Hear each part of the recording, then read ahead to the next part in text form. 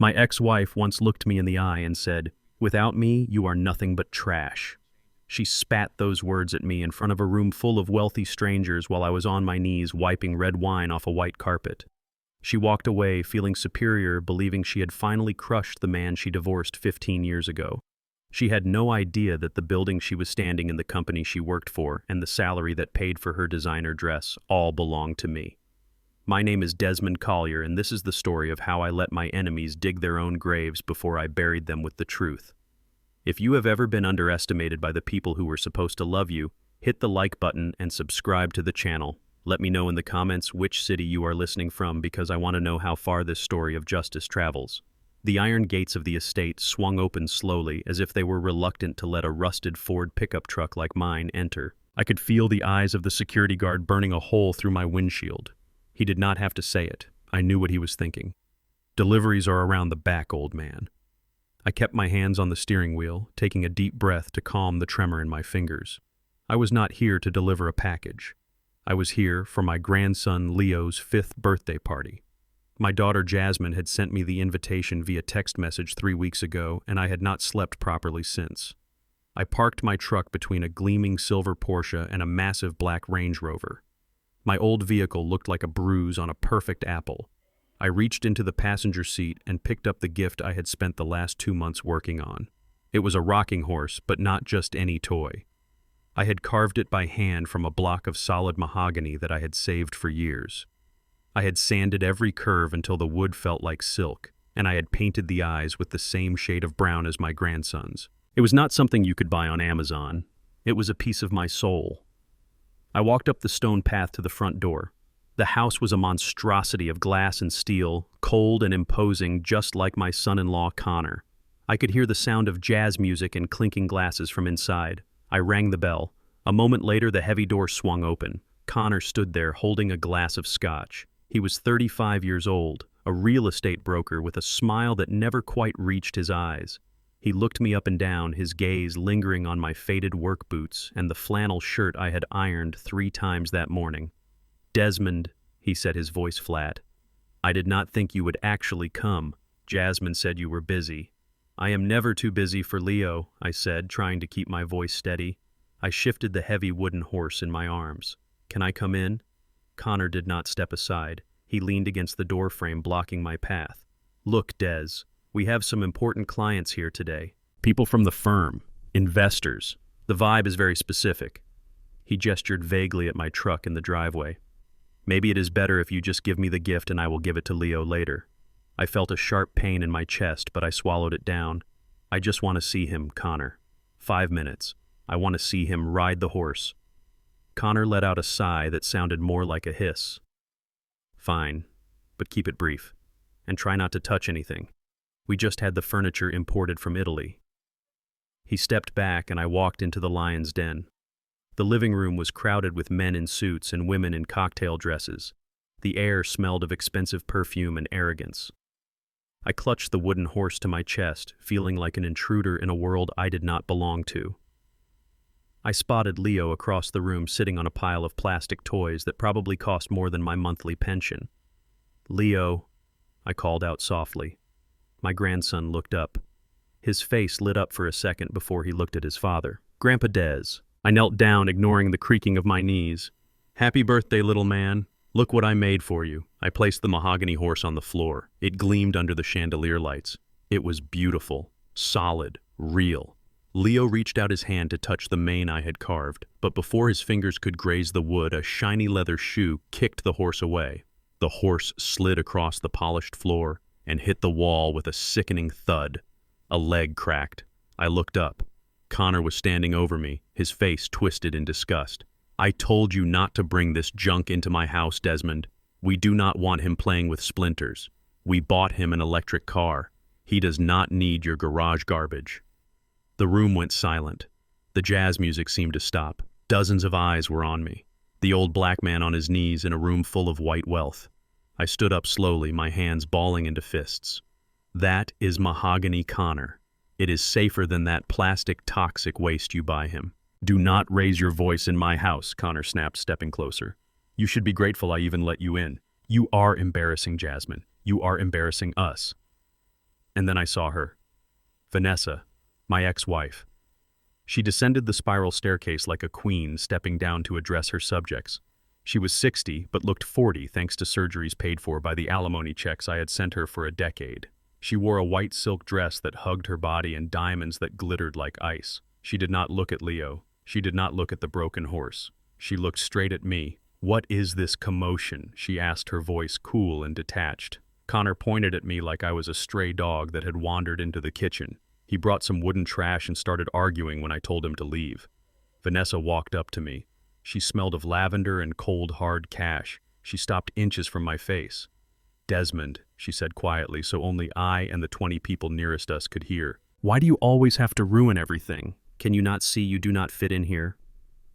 I looked at her. I remembered the woman who used to help me wash grease off my hands when I came home from the factory.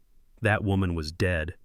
"I just wanted to give my grandson a gift, Vanessa," I said. A gift. She laughed, a dry, humorless sound. "You think this child needs your hand-me-down crafts? Look around you, Desmond. This is success. This is what a real man provides for his family, not a pension check and sawdust." She turned to walk away, dismissing me. As she turned, her elbow knocked into a waiter passing by with a tray of red wine. The tray tipped. A glass shattered on the white carpet right next to my boots. Splash of crimson wine stained the pristine wool. Vanessa gasped. She looked at the stain, then at the waiter, then at me. Her face turned red with fury.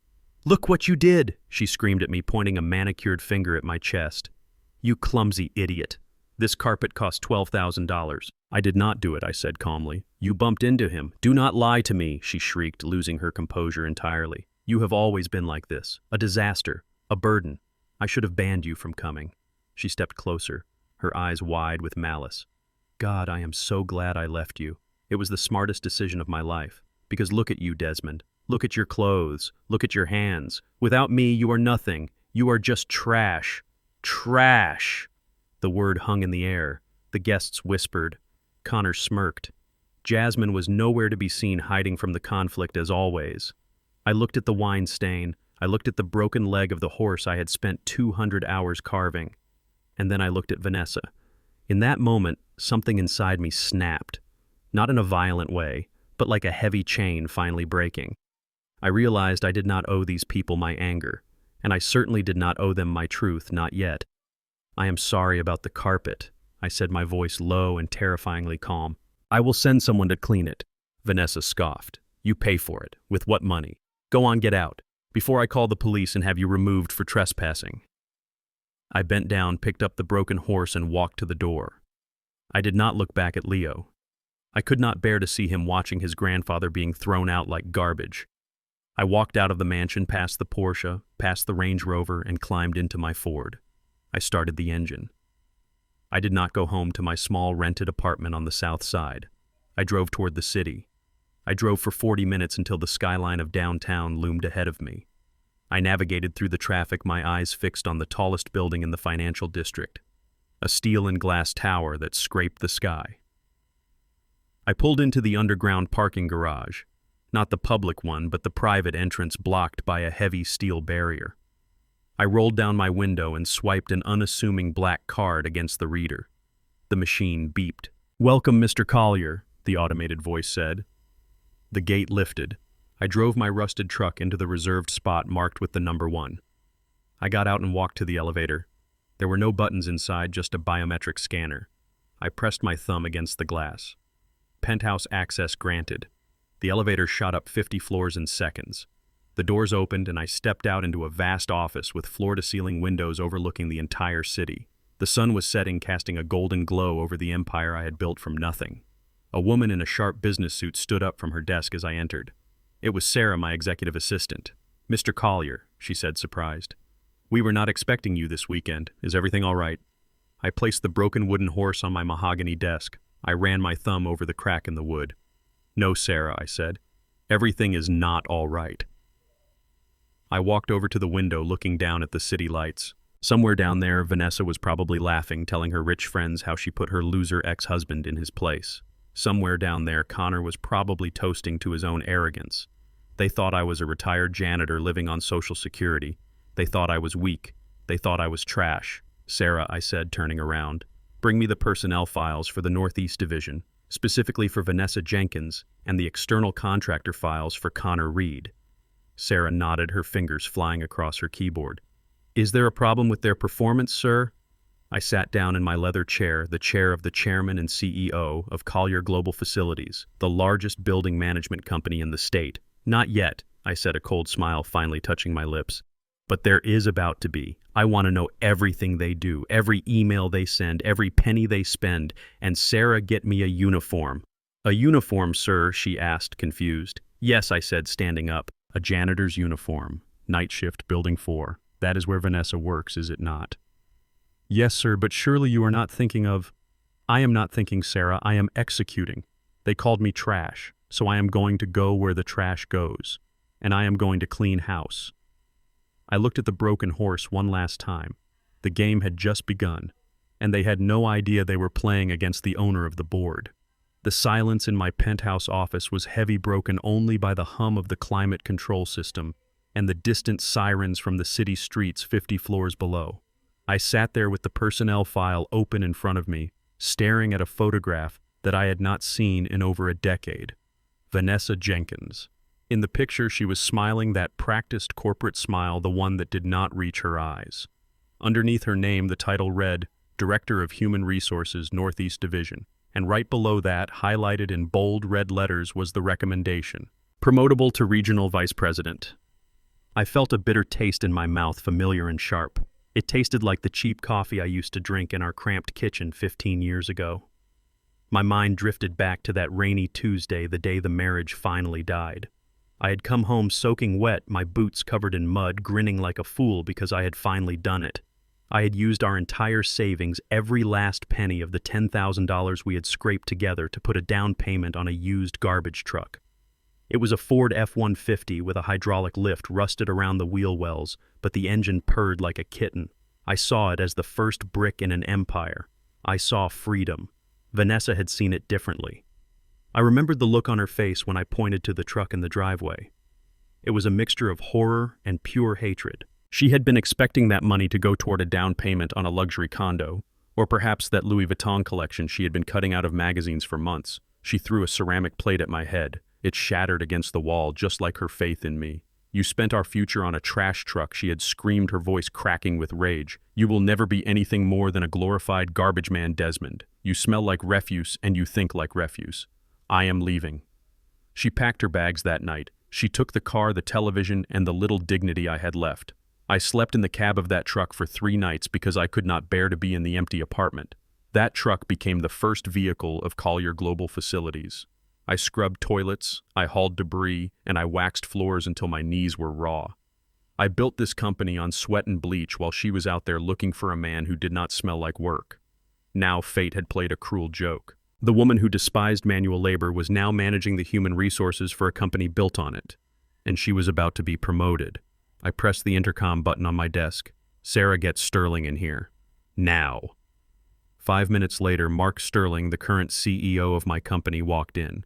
He was a good man, sharp with numbers, but perhaps a little too disconnected from the ground floor. He adjusted his tie nervously as he sat down. You asked to see me, Mr. Collier. I spun the file across the mahogany desk. It slid until it stopped right in front of him. Tell me about Vanessa Jenkins. Sterling cleared his throat, looking relieved that it was a business question. Ah, yes. Vanessa. She is a shark, sir.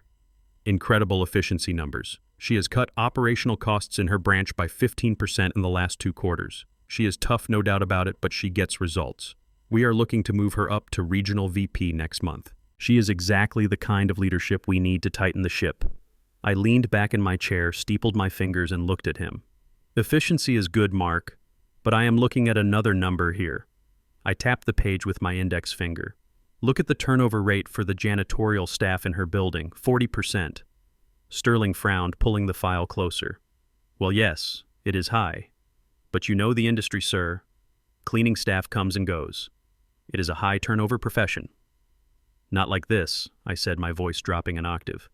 The industry average is 20%. In my company, it is usually 15% because we pay better than anyone else and we treat our people with respect. But in Vanessa's building, 4 out of every 10 workers quit within 3 months. Why is that? Sterling shrugged, looking uncomfortable. Maybe she runs a tight ship. Maybe she has high standards. Or maybe she is a tyrant, I said. I stood up and walked to the window. I looked at my reflection in the glass. I saw a 73-year-old man in a bespoke Italian suit, but underneath I was still the man who knew how to strip wax off a linoleum floor. I built this company on a simple principle, Marquis said, not turning around. If you take care of the people who clean the toilets, they will take care of the company. If Vanessa is driving them away, she is not saving us money. She is rotting the foundation. Sterling hesitated. Sir, with all due respect, are you suggesting we fire a high-performing director based on turnover stats? She brings in millions in contract renewals. Her connections with the real estate developers are vital, including that son-in-law of yours, Connor Reed. He has brought us 3 major building contracts this year. I stiffened. Of course. Connor was feeding her contracts, and she was feeding him commissions. It was a parasitic ecosystem. No, I said. I am not going to fire her. Not yet. Numbers on a page can lie. I need to see the truth. I turned back to Sterling. I am going to conduct an audit, but not the kind you are thinking of. Sterling pulled out a notepad. Okay, I will set up a team. When do you want them to start? No team, I said. Just me. Sterling looked confused. You, sir. I walked over to the corner of the office to a discreet panel in the wood paneling that looked like part of the wall. I pressed a hidden latch and the door clicked open. Inside was a small closet. Hanging there wrapped in plastic was a navy blue jumpsuit. It was faded, the elbows were worn thin, and it had a patch on the chest that read, Collier Cleaning Services. It was the uniform I wore 20 years ago. I pulled the plastic off. The smell of old fabric and memories filled the room. Marquis said, unbuttoning my suit jacket. Effective immediately, I am taking a 2-week sabbatical. You will tell no one where I am. Not your secretary, not the board, and especially not Vanessa Jenkins. Sterling's eyes widened as he realized what I was doing. Mr. Collier, you cannot be serious. You are the chairman. You cannot go scrubbing floors at your age. What if someone recognizes you? I chuckled dryly. Look at me, Mark. I am an old black man with gray hair and a limp. To people like Vanessa, men like me are invisible. We are just furniture that moves. We are the ghosts that empty the trash bins while they talk about their stock options. She will not recognize me. She never really looked at me when we were married, and she certainly will not look at me now. I took off my gold Rolex and placed it in the safe. Then I took off my cufflinks. I began to strip out of the expensive shirt, revealing the white undershirt beneath. Create a new employee profile, I ordered. Name him Otis Williams, $60 an hour, night shift probationary period. Assign him to Building 4, the Grand Plaza downtown, Vanessa's headquarters. Sterling stood up looking pale. Sir, if you do this, I cannot guarantee your safety. That work is hard, and if she treats the staff as badly as you suspect, then I need to know I cut him off. I need to feel it. I pulled on the blue jumpsuit. It was tight around the waist. I had gained a few pounds since the old days, but it fit. I zipped it up. I looked in the mirror. The CEO was gone. In his place stood an old, tired laborer. I hunched my shoulders slightly, practicing the posture of a man beaten down by life. One more thing, I said, turning to a stunned Sterling. Make sure Connor Reed has access to the building. I have a feeling my ex-wife and my son-in-law are cooking something up and I want a front row seat. Sterling nodded slowly, realizing there was no arguing with me. Yes, Mr. Collier, or should I say Otis? Otis, I repeated, testing the name on my tongue. It sounded like a man who had nothing to lose. I grabbed a generic baseball cap from the closet shelf and pulled it low over my eyes. I walked to the private elevator, but then I stopped. No, I muttered to myself. Otis doesn't take the executive elevator. I walked out the service door down the fire stairs. My heart was pounding, not with fear, but with a strange, cold excitement. For 15 years, I had signed checks and sat in boardrooms. I had become soft. But now I was going back to the trenches. I was going back to the trash. As I drove my old Ford truck out of the garage and merged into the evening traffic heading toward the glass tower where Vanessa reigned like a queen, I gripped the steering wheel tight. I remembered her words at the party. Without me, you are nothing. We will see about that, Vanessa, I whispered to the empty cab. I parked 3 blocks away from the building to avoid suspicion. The night air was crisp. I walked with a slight limp, blending in with the shadows. I reached the service entrance of the towering skyscraper. A security guard, a young kid with headphones around his neck, barely looked up from his phone. Name, he grunted. Otis Williams, I said, my voice raspy. New night shift. He tossed me a badge without making eye contact. Locker room is in the basement. Don't be late for roll call. I took the badge. It felt heavier than the millions of dollars of stock I owned. I walked down the concrete ramp into the bowels of the building. The smell hit me first: industrial cleaner, stale coffee, and dust. It was the smell of my life. I found the locker room. It was dingy, the lights flickering.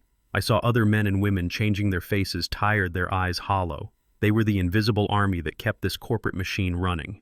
And starting tonight, I was one of them. I was about to close my locker when the door to the hallway slammed open. The chatter in the room died instantly. A woman's voice, sharp and piercing, echoed off the concrete walls. Who is the supervisor down here? Why is the lobby floor still streaked? I froze. I knew that voice.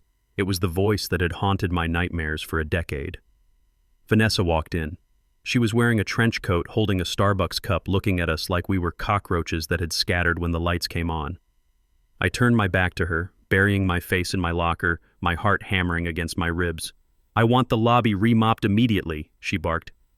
And where is the new hire? The agency said they sent a replacement for the guy I fired yesterday.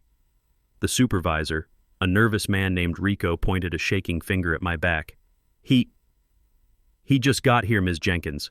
That is him. Otis. Vanessa's heels clicked on the concrete as she walked toward me. Step by step. Closer and closer. Turn around, she commanded. Let me see if this one looks like he can actually lift a mop bucket. I took a deep breath. I gripped the edge of the locker door. This was it. The moment of truth. I turned around slowly, keeping my head down the bill of my cap, shading my eyes. I looked at her shoes, expensive Italian leather, spotting a tiny speck of mud on the toe. I did not look at her face. I looked at her feet. I am Otis, ma'am, I mumbled, affecting a slur in my speech. There was a long silence. I could feel her eyes scanning me, judging the gray stubble on my chin, the grease under my fingernails that I had applied earlier, the slump of my shoulders. She let out a scoff of disgust. Great, she muttered. Another geriatric charity case. Listen to me, Otis. This isn't a retirement home. You miss a spot, you're out. Do you understand? Yes, ma'am, I said softly. She stared at me for one more second. For a heartbeat, I thought she saw something, a flicker of recognition, but then her phone buzzed. She looked at the screen, her expression softening into a greedy smile. It was a text. I was close enough to see the name on the screen. Connor. She turned on her heel and walked out, shouting orders as she went. I exhaled, realizing I had been holding my breath. She hadn't seen Desmond Collier. She had only seen a janitor, and that was her biggest mistake. I grabbed my mop bucket. The infiltration had begun, and tonight I wasn't just cleaning floors. I was digging for dirt. My hands were shaking, but not from age. They were shaking from the sheer physical exhaustion of scrubbing 20 toilets in 3 hours. I had forgotten how heavy a mop bucket could be when it was filled to the brim with gray, soapy water. The industrial fluorescent lights of the hallway hummed above me, a constant buzzing sound that drilled into my skull. I was 73 years old, and I was back at the bottom of the food chain. I adjusted the brim of my baseball cap, pulling it lower over my eyes. My back ached with a dull, throbbing pain that reminded me of my days in the Marine Corps. But I could not stop. I was not Desmond Collier, the billionaire chairman, tonight.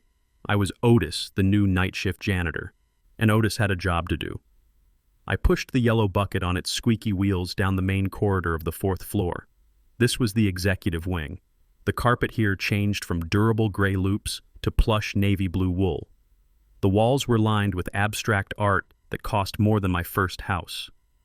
This was Vanessa's territory. I saw her coming before she saw me. She was marching down the hallway, her heels clicking against the floor like gunshots. She was on her phone, speaking loudly, not caring that people were trying to work in the cubicles nearby.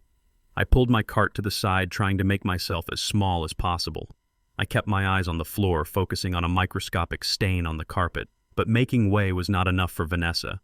As she passed me, she did not swerve. She walked straight down the center of the path as if she owned the very air in the corridor. Her shoulder bag clipped the handle of my mop, which was sticking out slightly from the bucket. The impact was jarring. The heavy bucket tipped over. Gallons of dirty gray water splashed across the pristine hallway, soaking the cuffs of my uniform and pooling around Vanessa's expensive Italian leather shoes. She stopped mid-sentence. The silence that followed was terrified. Vanessa slowly lowered her phone. She looked at her wet shoes, then at the puddle, and finally she looked at me. But she did not look at my face. She looked at the patch on my chest that said Otis. "Are you blind?" she hissed, her voice dripping with venom. I scrambled to grab the bucket, my gloves slipping on the plastic. "I am sorry, ma'am," I stammered, keeping my voice rough and low. "I tried to move out of your way." "You tried," she scoffed. "Well, you failed. Look at this mess. This is a hazard. Someone could slip and sue the company." She kicked the plastic bucket. It skidded across the wet floor and slammed into the wall. "Clean it up," she barked. "And do it fast before I call your supervisor and have you thrown out on the street. You people are all the same, lazy and clumsy." She stepped over the puddle with a look of supreme disgust on her face, as if she had just stepped in something rotting. She did not wait for an answer. She did not ask if I was okay. To her, I was not a human being. I was just an obstacle, a piece of malfunctioning equipment. I watched her walk away, her back stiff with self-importance. My heart was hammering against my ribs. It took every ounce of my willpower not to stand up, wipe the water from my hands, and tell her that I could buy this entire building with the money in my checking account. But I swallowed my pride. I was on a mission. "Yes, ma'am," I whispered to the empty hallway.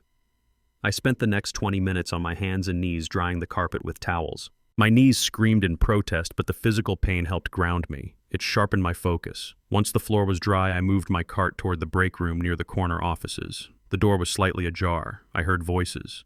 One was Vanessa's, sharp and demanding. The other was soft, trembling. I parked my cart and grabbed a spray bottle of glass cleaner. I moved closer to the glass partition, pretending to wipe down the window so I could see inside.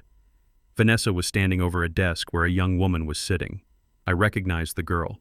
Her name was Emily, a junior accountant fresh out of college. I had seen her file. She was bright, hardworking, and supporting a sick mother. Vanessa slammed a folder onto Emily's desk. "I do not care what the spreadsheet says, Emily," Vanessa said, her voice low and dangerous. "I need the quarterly expense report to show a surplus, not a deficit." "But Ms. Jenkins," Emily replied, her voice shaking, "that would be illegal. If I move those expenses to the next quarter, it is fraud. The auditors will see it. The auditors see what I tell them to see," Vanessa snapped. "Listen to me, you little girl. You are on probation. Do you know how many people would kill for this job? Do you know how easy it would be for me to write a review saying you are incompetent and difficult to work with?" Emily shrank back in her chair, tears welling up in her eyes. "Please, I cannot lose this job. My mom needs the insurance." "Then do as you are told," Vanessa said, leaning in close. "Fix the numbers. Make the travel budget disappear. Call it miscellaneous consulting fees. Just make it look green. I want that promotion to vice president, and I am not letting your little moral compass get in my way. Do it by tomorrow morning or do not bother coming in." Vanessa turned and walked out of the office, leaving the girl sobbing quietly at her desk. I stood there frozen with the rag in my hand. My blood was boiling. This was not just bad management. This was criminal. She was forcing a good kid to commit a crime to cover up her own overspending. I wanted to burst in there and tell Emily it would be okay, but I couldn't. Not yet. I needed more than just overheard words. I needed hard evidence. I moved my cart further down the hall, forcing myself to breathe. I was scrubbing a smudge off the wall near the elevator when the doors dinged open. Connor walked out. My son-in-law looked as slick as ever. He was wearing a suit that was too tight and too shiny. He checked his reflection in the elevator doors, smoothing back his hair. He walked straight past me without even a glance. I pushed my cart, silently following him from a safe distance. He headed straight for Vanessa's office. I waited a moment, then moved my cleaning station right outside Vanessa's open door. I sprayed the glass wall vigorously, the squeaking of the rubber blade masking the sound of my presence. "Well, hello, handsome." Vanessa's voice changed instantly from the tyrant she was with Emily to a purring co-conspirator. "What brings my favorite son-in-law to the office so late?" Connor laughed, a sound that made my skin crawl. "Just checking in on my favorite mother-in-law. And I have news." "Good news, I hope," Vanessa said. "I am dealing with idiots all day. I need a win." Connor lowered his voice, but I pressed my ear closer to the gap in the doorframe. "I spoke to the guys at the city planning office," Connor said. "You were right. The zoning for the historic district where Desmond lives is changing. Property values are going to skyrocket in the next 6 months." I froze. My hand stopped moving on the glass. "That old townhouse of his is sitting on a gold mine," Vanessa said greedily. "It is wasted on him. He lives like a hermit. He does not even use the top 2 floors." "Exactly," Connor said. I did an appraisal. If we can get him to sell now, or better yet, if we can get power of attorney, we can flip that place for $3 million easy. I have a developer lined up who wants to turn it into luxury condos, power of attorney, Vanessa mused. That might be tricky. The old mule is stubborn. Not if he is mentally unfit, Connor said. I felt a chill run down my spine that had nothing to do with the air conditioning. What do you mean? Vanessa asked. I have been planting seeds, Connor whispered, telling Jasmine that her dad is forgetting things, leaving the stove on, getting lost. She is starting to believe it. She is soft. She will do whatever I say if she thinks it is for his own good. Vanessa laughed, a cruel, delighted sound. You are wicked, Connor. I love it. We just need a doctor to sign off on it, Connor continued. I know a guy. Dr. Evans, he owes me a favor. If we can get Desmond into his office for an evaluation, we can get the paper saying he has early-stage dementia. Then I become his guardian. We sell the house, put him in a cheap home, and split the profit. I gripped the handle of my cart so hard my knuckles turned white. They were not just planning to steal my home, they were planning to steal my life, my freedom. They wanted to lock me away in a facility and strip me of my dignity just to fuel their greed. I heard the sound of a chair scraping back. Let us go get dinner, Vanessa said. I am starving. All this winning gives me an appetite. I quickly pushed my cart into the shadows of a nearby alcove. Vanessa and Connor walked out laughing together like two hyenas who had just spotted a wounded gazelle. They walked right past the old janitor huddled in the corner. Good night, Otis, Vanessa threw over her shoulder, not even looking back. Try not to drown in a bucket tonight. They disappeared into the elevator. I stood up straight. I looked at my reflection in the dark glass of the window. The tired old man was gone. In his place was a soldier preparing for his final battle. They wanted to play dirty, they wanted to call me crazy, they wanted to take my home. I pulled out my burner phone and sent a text to my head of security. Get me everything on a Dr. Evans, and put a tracker on Connor's car. I looked down at the mop bucket at the dirty water that had soaked my shoes. You want the house, Connor? I whispered into the silence. You can have the house, but you have no idea what is waiting for you in the basement. I grabbed the mop. I had a lot of work to do. And tonight I wasn't just cleaning floors, I was cleaning my weapon. The smell of ammonia is something you never truly get used to. It stings the back of your throat and makes your eyes water if you stand too close to the bucket. But for me, that chemical burn was a distraction. It was the only thing keeping me grounded as I stood in the shadows of the executive lounge, gripping the handle of my squeegee until my knuckles turned white. It was 10 o'clock at night. The city outside was a sea of glittering lights, but inside this glass tower the air was thick with desperation and greed. I was polishing the glass partition that separated the lounge from the main corridor. The glass was one-way mirror from the inside, but from where I stood I could see everything. I could see the expensive leather sofas, the crystal decanter of whiskey on the low table, and the two people plotting my destruction. Connor was pacing back and forth. His designer suit jacket was thrown carelessly on the floor. His tie was loosened, and his hair, usually gelled to perfection, was a mess. He looked like a man who had been running a marathon, or running for his life. Vanessa sat on the sofa, legs crossed, sipping a glass of sparkling water. She looked calm, too calm.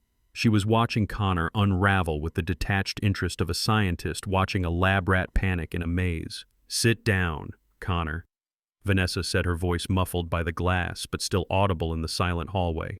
You are making me dizzy. Just tell me how bad it is. Connor stopped. He ran a hand over his face. It is bad, Vanessa. It is catastrophic. The development deal in Brooklyn fell through. The investors pulled out this morning. Vanessa shrugged. So find new investors. That is what you do.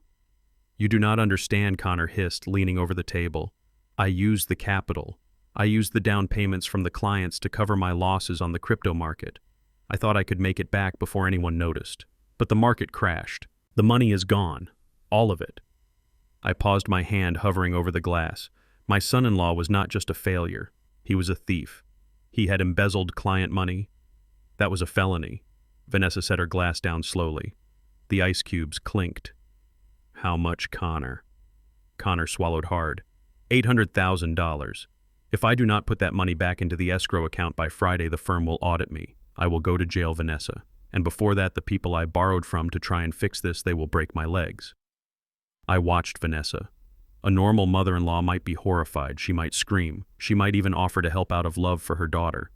But Vanessa was a shark. And sharks do not feel pity. They only see opportunity. You are an idiot, Connor, she said coldly. I told you that crypto was a bubble, but I cannot let you go to jail. It would be a scandal. It would ruin Jasmine's reputation, and by extension, mine. I am about to be vice president. I cannot have a felon in the family. Then help me, Connor begged, falling to his knees in front of her. Loan me the money. You have assets. You have the company stocks. Vanessa laughed. I am not liquidating my portfolio to clean up your mess. My money stays where it is. But there is another way, a way that solves your problem and gets me what I have always wanted. I pressed my ear against the cold glass. My heart was pounding a slow, heavy rhythm against my ribs. What way, Connor asked, looking up with hope in his eyes. Vanessa leaned forward, her eyes glinting with malice. Desmond. I stopped breathing. Hearing my name in that room felt like a curse. What about him? Connor asked. The old man is broke. You saw his truck. You saw his clothes. He has nothing. That is where you are wrong, Vanessa said, a cruel smile spreading across her lips. Desmond does not have cash, but he is sitting on a gold mine. That brownstone townhouse he lives in, the one in the historic district. I closed my eyes. That house. I bought it 30 years ago when the neighborhood was full of crime and nobody wanted to live there. I bought it because it had a big backyard for Jasmine to play in. I spent 10 years restoring the woodwork myself. I planted the oak tree in the garden. That house was not just a building, it was my sanctuary. It was the only place on earth where I felt safe. It is worth $3 million in today's market, Vanessa continued. Maybe 4 if we create a bidding war. The gentrification in that area is insane. Connor shook his head. He will never sell. I have asked him a dozen times. He says he wants to die in that house. Vanessa took a sip of her water. Exactly. He wants to die there. But we do not have to wait for him to die. We just need him to be gone. What are you saying? Connor asked. I am saying that Desmond is 73 years old, Vanessa said. He lives alone. He is isolated. Who would question it if his mental health started to decline? Who would fight for him if we said he was becoming a danger to himself? I felt a cold sweat break out on the back of my neck beneath my janitor's collar. They were crossing a line. This was not just about money anymore. This was about my life. You want to put him in a home? Connor asked. I want you to file for emergency guardianship, Vanessa said. You are his son-in-law. Jasmine is too weak to do it, but she will sign whatever we put in front of her if we tell her it is for her father's safety. We need a medical evaluation stating that Desmond has advanced dementia, that he is confused, that he leaves the gas on, that he forgets who people are. Connor stood up slowly, brushing the dust off his knees. A slow, wicked smile mirrored Vanessa's. I know a doctor. Dr. Evans. He is in debt too. For $50,000 he would diagnose the Pope with schizophrenia. Vanessa nodded. Perfect. Once you have guardianship, you have power of attorney. You can liquidate his assets to pay for his care. You sell the house, pay off your debt, and put Desmond in the cheapest state-run facility you can find. The ones where they sedate them so they do not cause trouble. He will rot there, Connor said. He is already rotting, Vanessa replied, checking her watch. We are just speeding up the process. He is trash, Connor. We are just taking him to the dump. The squeegee in my hand snapped. The sound was sharp like a pistol crack in the quiet hallway. Inside the lounge, Connor jumped and spun around looking at the glass. What was that? Vanessa frowned, peering into the darkness of the corridor. Probably just the cleaning crew. Ignore it. I stepped back into the shadows, my heart roaring in my ears. The broken plastic handle cut into my palm, but I did not feel the pain. I felt only a cold, hard rage. They were not just going to steal my house. They were going to steal my mind. They were going to rewrite my history, turning a strong, capable man into a senile invalid. They were going to drug me and lock me away in a room where I would die alone, staring at a white ceiling while they drank champagne on the proceeds of my life's work. I looked at the broken tool in my hand. I wanted to kick down that door. I wanted to wrap my hands around Connor's throat and squeeze until the arrogance drained out of his eyes. I wanted to tell Vanessa that I owned the chair she was sitting on, but I stopped myself. If I walked in there now, I would be just an angry old man. They would call security. They would say I was violent. It would only help their case. See? He is aggressive. He is unstable. He needs to be committed. Number 1, I could not fight them with fists. I had to fight them with their own weapons. Documents, laws, evidence. I pulled out my phone. I had recorded the last 5 minutes. The audio was faint through the glass, but Vanessa's words were clear enough. He is trash. We are just taking him to the dump. I looked at the screen. My hand was steady now. The shaking had stopped. You want to play the medical game, I whispered to the dark hallway. Fine. Let us see who the real patient is. I put the phone away and grabbed a roll of duct tape from my cart to fix the squeegee. I wrapped the tape around the broken handle, binding it tight. It was ugly. It was rough. But it worked. Just like me. I went back to the glass. I continued to clean. I wiped away the smudges, moving the rubber blade in slow, methodical strokes. Inside, Connor was pouring himself a drink, celebrating his salvation. Vanessa was smiling, checking her emails. They thought they had won. They thought the old man in the brownstone was defenseless. They had no idea that the janitor outside their door was already digging their graves. I finished the window. It was spotless. I checked my watch. My shift was over in an hour. I pushed my cart toward the elevator. I had a lot to do before morning. I needed to call my lawyer. I needed to call my security team. And most importantly, I needed to prepare my house. If they wanted to come for my sanctuary, they would find it was a fortress. And the old man inside was not a victim. He was the commander-in-chief. I stepped into the service elevator and pressed the button for the basement. As the doors closed, I looked up at the camera in the corner and winked. War is coming, Vanessa, I said softly. And you just brought a knife to a nuclear fight. Saturday morning arrived with a gray sky that seemed to press down on the roof of my brownstone. I sat in my favorite armchair by the window, the leather worn smooth by decades of use. This house was my sanctuary. I had bought it 30 years ago when the neighborhood was rough, when boarded-up windows were more common than flower boxes. I had restored every inch of it with my own hands. I stripped the layers of paint from the banisters to reveal the oak underneath. I laid the tile in the kitchen one square at a time. This house was not just an asset to be liquidated. It was the physical proof of my existence. It was where I raised my daughter. It was where I thought I would take my last breath in peace. But now the wolves were circling the gate. I saw Jasmine's car pull up to the curb. It was a modest sedan, not the flashy SUV her husband drove. She sat in the car for a long moment before getting out. I watched her check her makeup in the rearview mirror. She looked tired. There were dark circles under her eyes that makeup could not hide, and her shoulders were hunched as if she were carrying a heavy, invisible weight. My heart ached for her. She was my only child, my little girl. I wanted to believe that she was coming here to warn me. I wanted to believe that she had seen through Connor's greed and Vanessa's manipulation. I wanted to believe that blood was thicker than water. I went to the front door and opened it before she could knock. "Hi, Daddy," she said, forcing a bright smile that trembled at the edges. "Hello, Jazz," I said, stepping back to let her in. "To what do I owe the pleasure?" She walked in carrying a plastic container. "I brought you some peach cobbler," she said. "I know it is your favorite. I made it this morning." I took the container. It was still warm.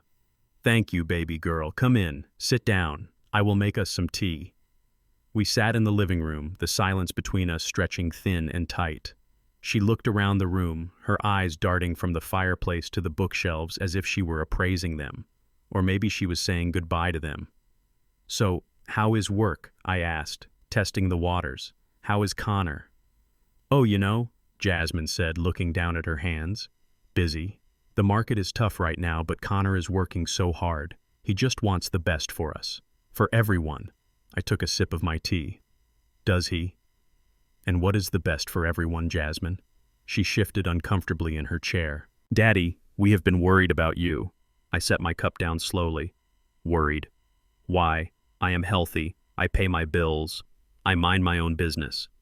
Jasmine took a deep breath, rehearsed lines clearly playing in her head. "It is just that you are getting older, and living in this big house all alone. It is a lot to manage. And Connor says you have been forgetful lately." I looked at her sharply. "Forgetful? Like what?" "Well, last week you forgot to call me on Tuesday," she said, her voice rising in pitch, a telltale sign she was lying. "And Connor said when he came over to borrow your tools, you left the back door wide open. You could have been robbed, Daddy. And the stove. Connor said he found the gas on when he stopped by yesterday." I stared at her. I had not missed a Tuesday call in 10 years. I locked my doors like a fortress every night. And Connor had not been here yesterday.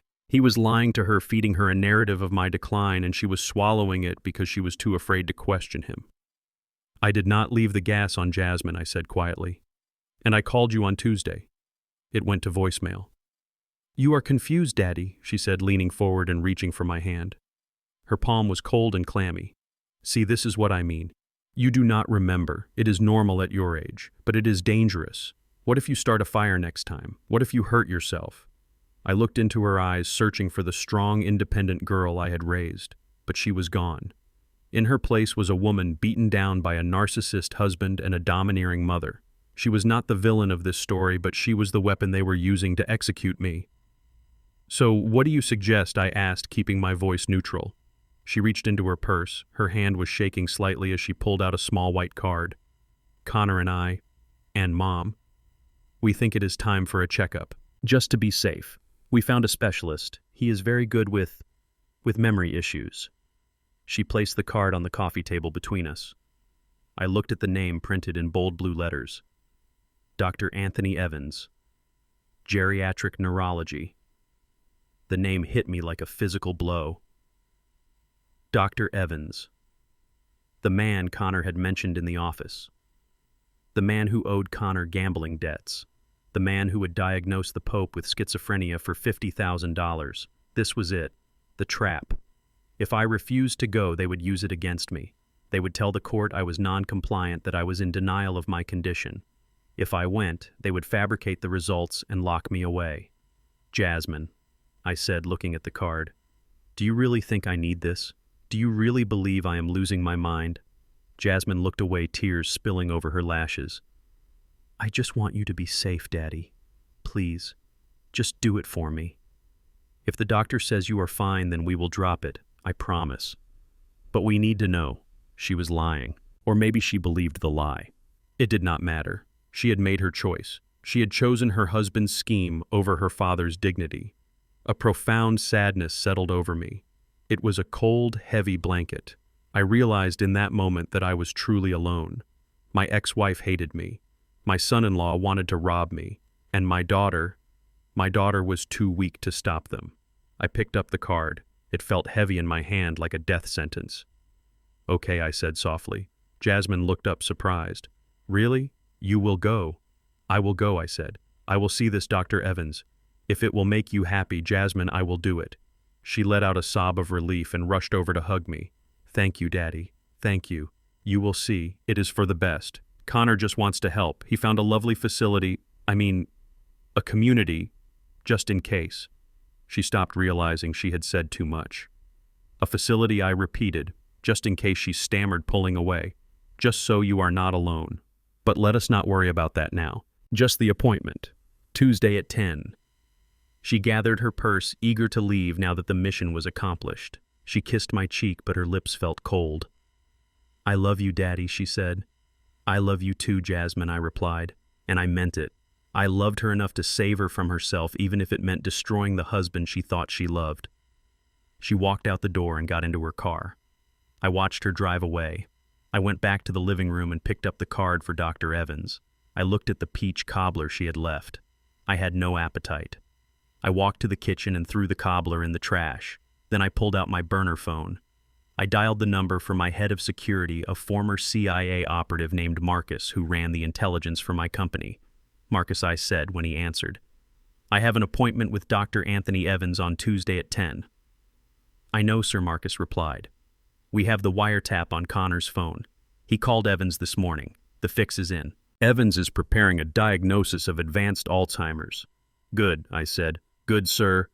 Marcus asked, his voice confused. "Yes," I said. "Let them think I am walking into the slaughterhouse. But Marcus, I want you to dig deeper on Evans. I want his bank records. I want his malpractice suits.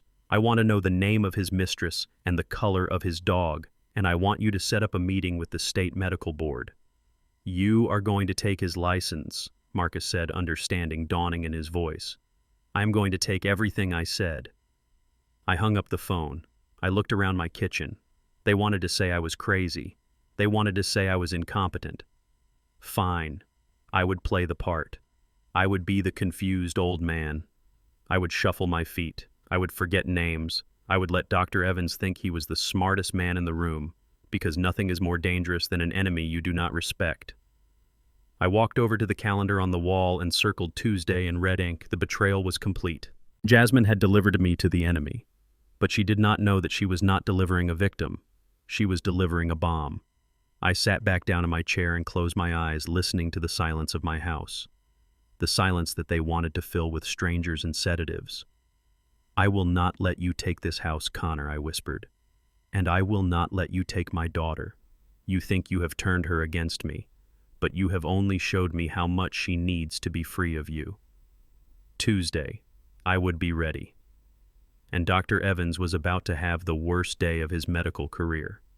The waiting room smelled of stale antiseptic and cheap coffee. It was a smell I associated with helplessness. I sat in a plastic chair that was too narrow for my shoulders, my hands resting on my knees. I made sure to keep my hands trembling slightly. It was a small detail, a bit of acting I had practiced in the mirror that morning, but it was essential. To the world, I was no longer Desmond Collier, the titan of industry. I was just an old man whose mind was slipping away like sand through an hourglass. Next to me, Jasmine was vibrating with nervous energy. She kept checking her phone, her thumb scrolling mindlessly through social media feeds. She could not look at me. Every time she shifted in her seat, the leather of her handbag creaked a sound that seemed deafening in the quiet room. I watched her out of the corner of my eye. My heart broke for her. She was not evil. She was just weak. And she had married a man who knew exactly how to exploit that weakness. "It will be fine, Daddy," she whispered, finally breaking the silence. "Dr. Evans is the best. Connor says he has helped so many families." I nodded slowly, keeping my mouth slightly open, my eyes unfocused. "Who is Connor again?" I asked, my voice raspy. Jasmine flinched. She looked at me with genuine fear in her eyes. "It is your son-in-law, Daddy. My husband. You saw him 2 days ago." "Oh," I mumbled, looking down at my boots. "That is right, the man with the shiny car." I saw the tears well up in her eyes. She believed it. She really believed I was gone. It took every ounce of my willpower not to reach out, grab her hand, and tell her that I was sharper than she was, that I could recite the closing stock prices of every major company on the NASDAQ from memory. But I stayed in character. The trap had to be set. The door to the inner office opened. A man in a white coat stepped out. He did not look like a healer. He looked like a hedge fund manager who had decided to play dress-up. His tan was too deep for October in the city, and on his wrist sat a platinum Rolex that cost more than a nurse's yearly salary. "Desmond Collier," he called out. He did not look at me. He looked at the clipboard in his hand. I stood up slowly, feigning a struggle. Jasmine rushed to help me, gripping my arm. "We are here," she said. "I am his daughter. Doctor." Evans flashed a smile that was all teeth and no warmth. "Ah, yes. Mrs. Reed, your husband called me. Come on in." We walked into his office. It was plush, decorated with dark wood and leather similar to my own office, but without the taste. Framed diplomas hung on the wall. I scanned them as I shuffled to the chair. University of Grenada, a certificate from a weekend seminar in Las Vegas. Not exactly Harvard Medical School. My security team had briefed me on Dr. Anthony Evans. He had 3 malpractice lawsuits pending against him and a gambling debt that was spiraling out of control. He was desperate. And desperate men are dangerous, but they are also predictable. I sat down, letting my body slump. I stared at the Newton's cradle on his desk, the silver balls clicking back and forth. "So Desmond, Dr. Evans said, leaning back in his chair and clicking a gold pen. Your family tells me you have been having some trouble with your memory. Is that right?" I looked at him blankly. I do not know. Sometimes I lose my keys." Evans nodded, making a note. "Losing keys. Disorientation. And do you know what day it is today, Desmond?" I paused. I knew it was Tuesday, October the 14th. I knew it was exactly 10:17 in the morning. I think... Is it Sunday? I asked tentatively. I was supposed to go to church. Evans exchanged a look with Jasmine. She bit her lip and looked away. "It is Tuesday," Desmond Evans said, his voice dripping with condescending patience. "Okay, let us try something else. Can you count backward from 100 by sevens?" I frowned, pretending to concentrate. 100, 90, 90, 2, 80, 5. I stopped. I looked at my hands. I am sorry. I used to be good at math. It is okay, Evans said, scribbling furiously on his notepad. He was writing fast. Too fast for someone who had only asked 2 questions. He was not writing notes. He was filling out a predetermined diagnosis. I shifted in my chair, and as I did, I reached into the pocket of my flannel shirt. I pressed the small button on the digital recorder hidden there. The tiny red light was covered by the fabric, but the microphone was sensitive enough to catch a whisper. "Dr. Evans," I said, my voice shaking. "Am I sick?" Evans sighed. He leaned forward, clasping his hands on the desk. His phone, which was sitting next to his notepad, buzzed. The screen lit up. I have spent 50 years reading contracts and analyzing spreadsheets. My eyesight was the one thing age had not stolen from me. I glanced at the phone. The message preview was visible for only a second, but it was enough. Sender Connor. Message. Did he fail? Need papers signed by noon. Rage hot and white flared in my chest. This was not a medical examination. This was a hit job. They were coordinating my demise via text message like they were ordering a pizza. I looked up at Evans. He had seen the message too. He quickly turned his phone over. "Desmond," he said, his tone grave. "Based on your responses and the history your family has provided, I am concerned. You are showing classic signs of advanced cognitive decline, likely early onset Alzheimer's or vascular dementia." Jasmine let out a small sob. "Oh God, are you sure? The tests are conclusive." Evans lied smoothly. He had not done a brain scan. He had not drawn blood. He had asked me what day it was and declared me incompetent. I watched him. I studied the sweat beading on his upper lip. He was nervous. He needed Connor's money to pay off his bookie. He was selling his oath for cash. "Is there a pill?" I asked innocently. "Can I take a pill to fix it?" "I'm afraid not," Evans said. "At this stage, it is about management. Safety. Desmond. I do not think it is safe for you to live alone anymore. You need 24-hour supervision." He opened a drawer and pulled out a stack of documents. They were already prepared. Paper clipped and flagged with yellow stickers where signatures were needed. "These are guardianship papers," Evans said, sliding them toward Jasmine. "And a medical power of attorney. This will allow you and your husband to make decisions for him. Financial, medical, housing. It is the only way to protect him." Jasmine stared at the papers. Her hands were trembling. "This feels so fast," she whispered. He just forgot the day. It progresses quickly." Mrs. Reed Evans pressed. "If he leaves the stove on again, he could burn down the whole block. Do you want that on your conscience?" He was manipulating her using fear. It was a masterclass in coercion. I decided to push him. I wanted to see how far he would go. "I do not want to leave my house," I said, my voice rising slightly. "I built that house. I want to stay." Evans turned on me, his eyes cold. "Desmond, you do not have a choice. You are a danger to yourself. If your daughter does not sign these, the state will step in. And the state facilities? Well, they are not pleasant places." He was threatening me. Jasmine picked up the pen. She looked at me, tears streaming down her face. "I am sorry, Daddy. I have to. Connor said this was the only way." She signed. The sound of the pen scratching against the paper was the only sound in the room. It sounded like a key turning in a lock. She signed away my freedom. She signed away my home. She signed away my life. "Thank you," Mrs. Reed Evans said, snatching the papers away the moment she finished. "You are doing the right thing. I will file these with the court immediately. Connor, I mean your husband, can come pick up the copies this afternoon." He had slipped. He had mentioned Connor too comfortably, but Jasmine was too distraught to notice. I stood up. I did not wait for help this time. "Can we go now?" I asked. "I want to go home." "Of course," Evans said, standing up and extending a hand I refused to shake. "Take him home, Mrs. Reed. Let him pack a bag. You should move him to the facility as soon as possible." We walked out of the office. Jasmine was crying silently. I was dry-eyed. As we reached the elevator, I patted my chest pocket. The recorder was still running. I had it all. The fake test, the coercion, the pre-prepared papers, the slip-up about Connor. I looked back at the door of Dr. Evans's office. He thought he had just earned $50,000. He had no idea he had just earned a prison sentence. "I will drive you home," Daddy Jasmine said, wiping her eyes. "No," I said. I felt a sudden need to be away from her, to be away from the pity and the betrayal. "I will take a cab. I want to be alone for a bit." But Daddy, I am fine, Jasmine, I said, allowing a sliver of my real voice, my command voice, to slip through. I will take a cab. She shrank back, surprised by the tone. Okay, be safe. I walked out of the medical building and into the cool autumn air. I hailed a taxi. To the Collier building downtown, I told the driver. He looked at me in the rearview mirror, eyeing my flannel shirt and work boots. You got money for that ride, Pops. It is a long way. I pulled a roll of $100 bills from my pocket, my emergency stash, and peeled one off. Drive, I said. As the taxi pulled away, I took out the recorder and stopped the recording.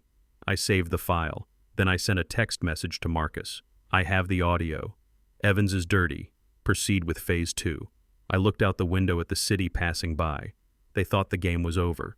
They thought they had checkmated the king, but they had forgotten the most important rule of chess. Never take your eye off the board until the king is actually dead. I was not dead. I was not senile. And I was about to teach Dr. Evans Connor and my ex-wife a lesson in anatomy. I was going to show them what happens when you try to cut out the heart of a man who is made of steel. The papers Jasmine signed were legally binding, yes, but they were based on a fraudulent diagnosis. That made them not just void, but evidence of a conspiracy. I leaned back in the seat. You want my house, Connor, I thought. You want my power. Come and get it. I will leave the door unlocked, because when you walk through that door, you won't be walking into a senile old man's home. You'll be walking into a courtroom, and I will be the judge, jury, and executioner. The 4th floor did not look like a corporate office that night. It looked like a nightclub that had been funded by stolen money.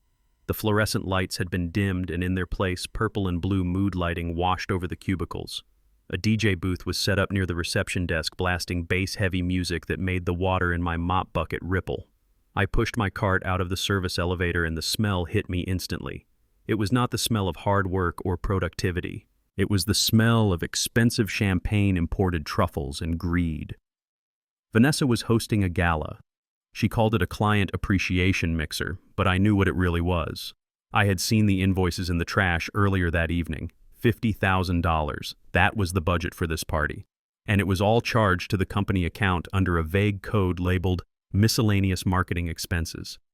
I tightened my grip on the mop handle. $50,000. That was enough to give every janitor in this building a Christmas bonus. It was enough to fix the broken ventilation system on the 2nd floor that the staff had been complaining about for months. But instead, it was being poured into crystal glasses and consumed by people who did not know the price of a gallon of milk. I moved along the perimeter of the room, trying to be invisible. My job tonight was to clean up spills, as they happened to make sure the illusion of perfection was never broken. I was a ghost in a blue jumpsuit haunting my own company. Vanessa was in the center of the room holding court. She wore a red dress that looked like it had been cut from a fresh wound. She was laughing, her head thrown back, a glass of Dom Perignon in one hand and a canapé in the other. Surrounding her were junior executives and a few bewildered clients who looked like they would rather be anywhere else. I watched her from the shadows. She was drunk, not just on alcohol, but on power. She was celebrating her upcoming promotion. She was celebrating the theft of my house. She was celebrating the destruction of Desmond Collier. Hey, you, the janitor. The voice cut through the music like a whip. I froze. Vanessa was pointing at me. Her finger was adorned with a diamond ring that I had bought her for our 10th anniversary. A ring she had kept even after she told me I was worthless. Come here, she shouted, snapping her fingers. I walked over slowly, keeping my head down, my cap pulled low. I dragged the mop bucket with me, the wheels squeaking in protest. Yes, ma'am, I said, my voice a low rumble. Vanessa looked down at her shoes. They were cream-colored stilettos, satiny and impractical. There was a tiny speck of dark liquid on the toe of the left shoe, a drop of red wine no bigger than a ladybug. Look at this, she said, her voice slurring slightly. Someone spilled wine, and I stepped in it. This floor is filthy. I looked at the floor. It was spotless. I had polished it myself an hour ago. I am sorry, ma'am, I said. I will clean the floor immediately. No, she said, holding up her hand. Not the floor. My shoe. The music seemed to fade away. The people around us stopped talking. They turned to watch the spectacle, the powerful director and the old janitor. Excuse me, I asked, hoping I had misheard. Clean my shoe. Vanessa enunciated every word slowly as if she were speaking to a child or a dog. "Get down there and wipe it off. I have a toast to give in 5 minutes, and I am not doing it with a stained shoe." My blood ran cold. This was not part of the job description. This was humiliation. Pure and simple. She wanted to show these people that she had total control, that she could make a man kneel before her. I hesitated. My knees were stiff with age and arthritis. My pride was a solid iron bar in my spine. "What are you waiting for?" she laughed, looking around at her sycophantic employees. "Do you need a written invitation? Get on your knees, Otis. That is what you are paid for, isn't it? To deal with the dirt." I looked into her eyes. They were glassy and cruel. There was no recognition there. She did not see Desmond. She did not see the man who had held her hand when her mother died. She only saw a uniform. I took a breath. I thought about the recording in my pocket. I thought about the end game. If I refused, she would fire me on the spot. I would lose my access. I would lose the evidence I still needed to gather, so I did it. I lowered myself slowly, one knee at a time, until I was kneeling on the carpet. The pain in my joints was sharp, but the pain in my chest was dull and heavy. I pulled a clean white rag from my belt. Vanessa smirked. She extended her foot toward me. "That is a good boy," she said loud enough for everyone to hear. "You know, you remind me of someone. My ex-husband." She took a sip of her champagne while I gently dabbed at the spot on her shoe. "He was a loser too," she continued, talking to the room but looking down at me. "A dreamer. Always talking about building something big, but he ended up driving a garbage truck. Can you believe that? I was married to a garbage man." The crowd chuckled nervously. They did not know whether to laugh or look away, so they did what weak people always do. They laughed to please the person in power. "He spent his whole life kneeling in the dirt, just like you," she said. "No ambition, no spine. I had to cut him loose to fly. And look at me now." I finished wiping the shoe. It was pristine. I looked up at her from my kneeling position. For a second I wanted to grab her ankle and pull. I wanted to bring her down to my level. But then I saw it. She was holding her tablet in her other hand, the company iPad issued to all directors. It was unlocked. She was using it to control the playlist. And then she did something that gave me the key to her destruction. She finished her champagne in one large gulp. She looked for a place to put the glass. "Here," she said, thrusting the empty flute at me. "Get rid of this, and get me another one." I reached up and took the glass. I held it carefully by the stem, but I saw exactly where her fingers had gripped the bowl. Her prints were all over it, greasy from the hors d'oeuvres and clear as day. She turned away from me, dismissing me as if I had ceased to exist. "I am going to the powder room," she announced to her entourage. "Nobody touch the playlist until I get back." She dropped the tablet onto a high cocktail table right next to where I was kneeling. The screen remained lit. I stood up. My knees cracked audibly. I watched her walk away toward the bathroom, swaying slightly in her expensive dress. She was confident. She was untouchable. She was careless. I looked at the table. The tablet was there. I looked at the glass in my hand. I had maybe 3 minutes before she came back. I moved my cart to block the view of the table from the rest of the room. I pretended to be wiping down the surface. I pulled a roll of clear packing tape from my utility belt. It was a trick I had learned from a security consultant years ago, a low-tech hack for a high-tech world. I took the wine glass. I found the clearest thumbprint on the bowl. I carefully pressed a strip of tape over it, smoothing out the air bubbles. I peeled it off gently. The oil from her skin had transferred perfectly to the sticky side of the tape. I looked around. No one was watching. The party was too loud, the people too self-absorbed. I picked up the tablet.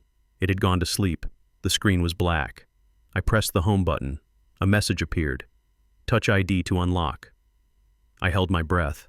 I placed the piece of tape with Vanessa's fingerprint over the sensor. I pressed down with my own thumb over the tape, applying just enough pressure to mimic real skin. For a second, nothing happened. Then the little padlock icon at the top of the screen clicked open. I was in.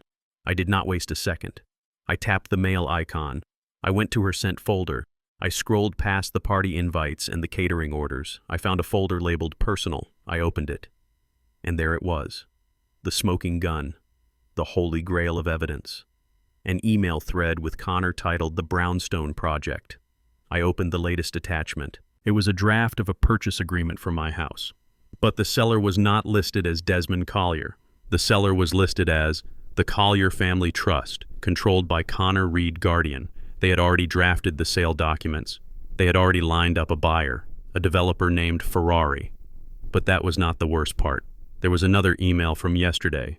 Subject: the doctor. The body of the email read, "Evans is on board. He will sign the dementia diagnosis on Tuesday. Make sure the old man looks confused.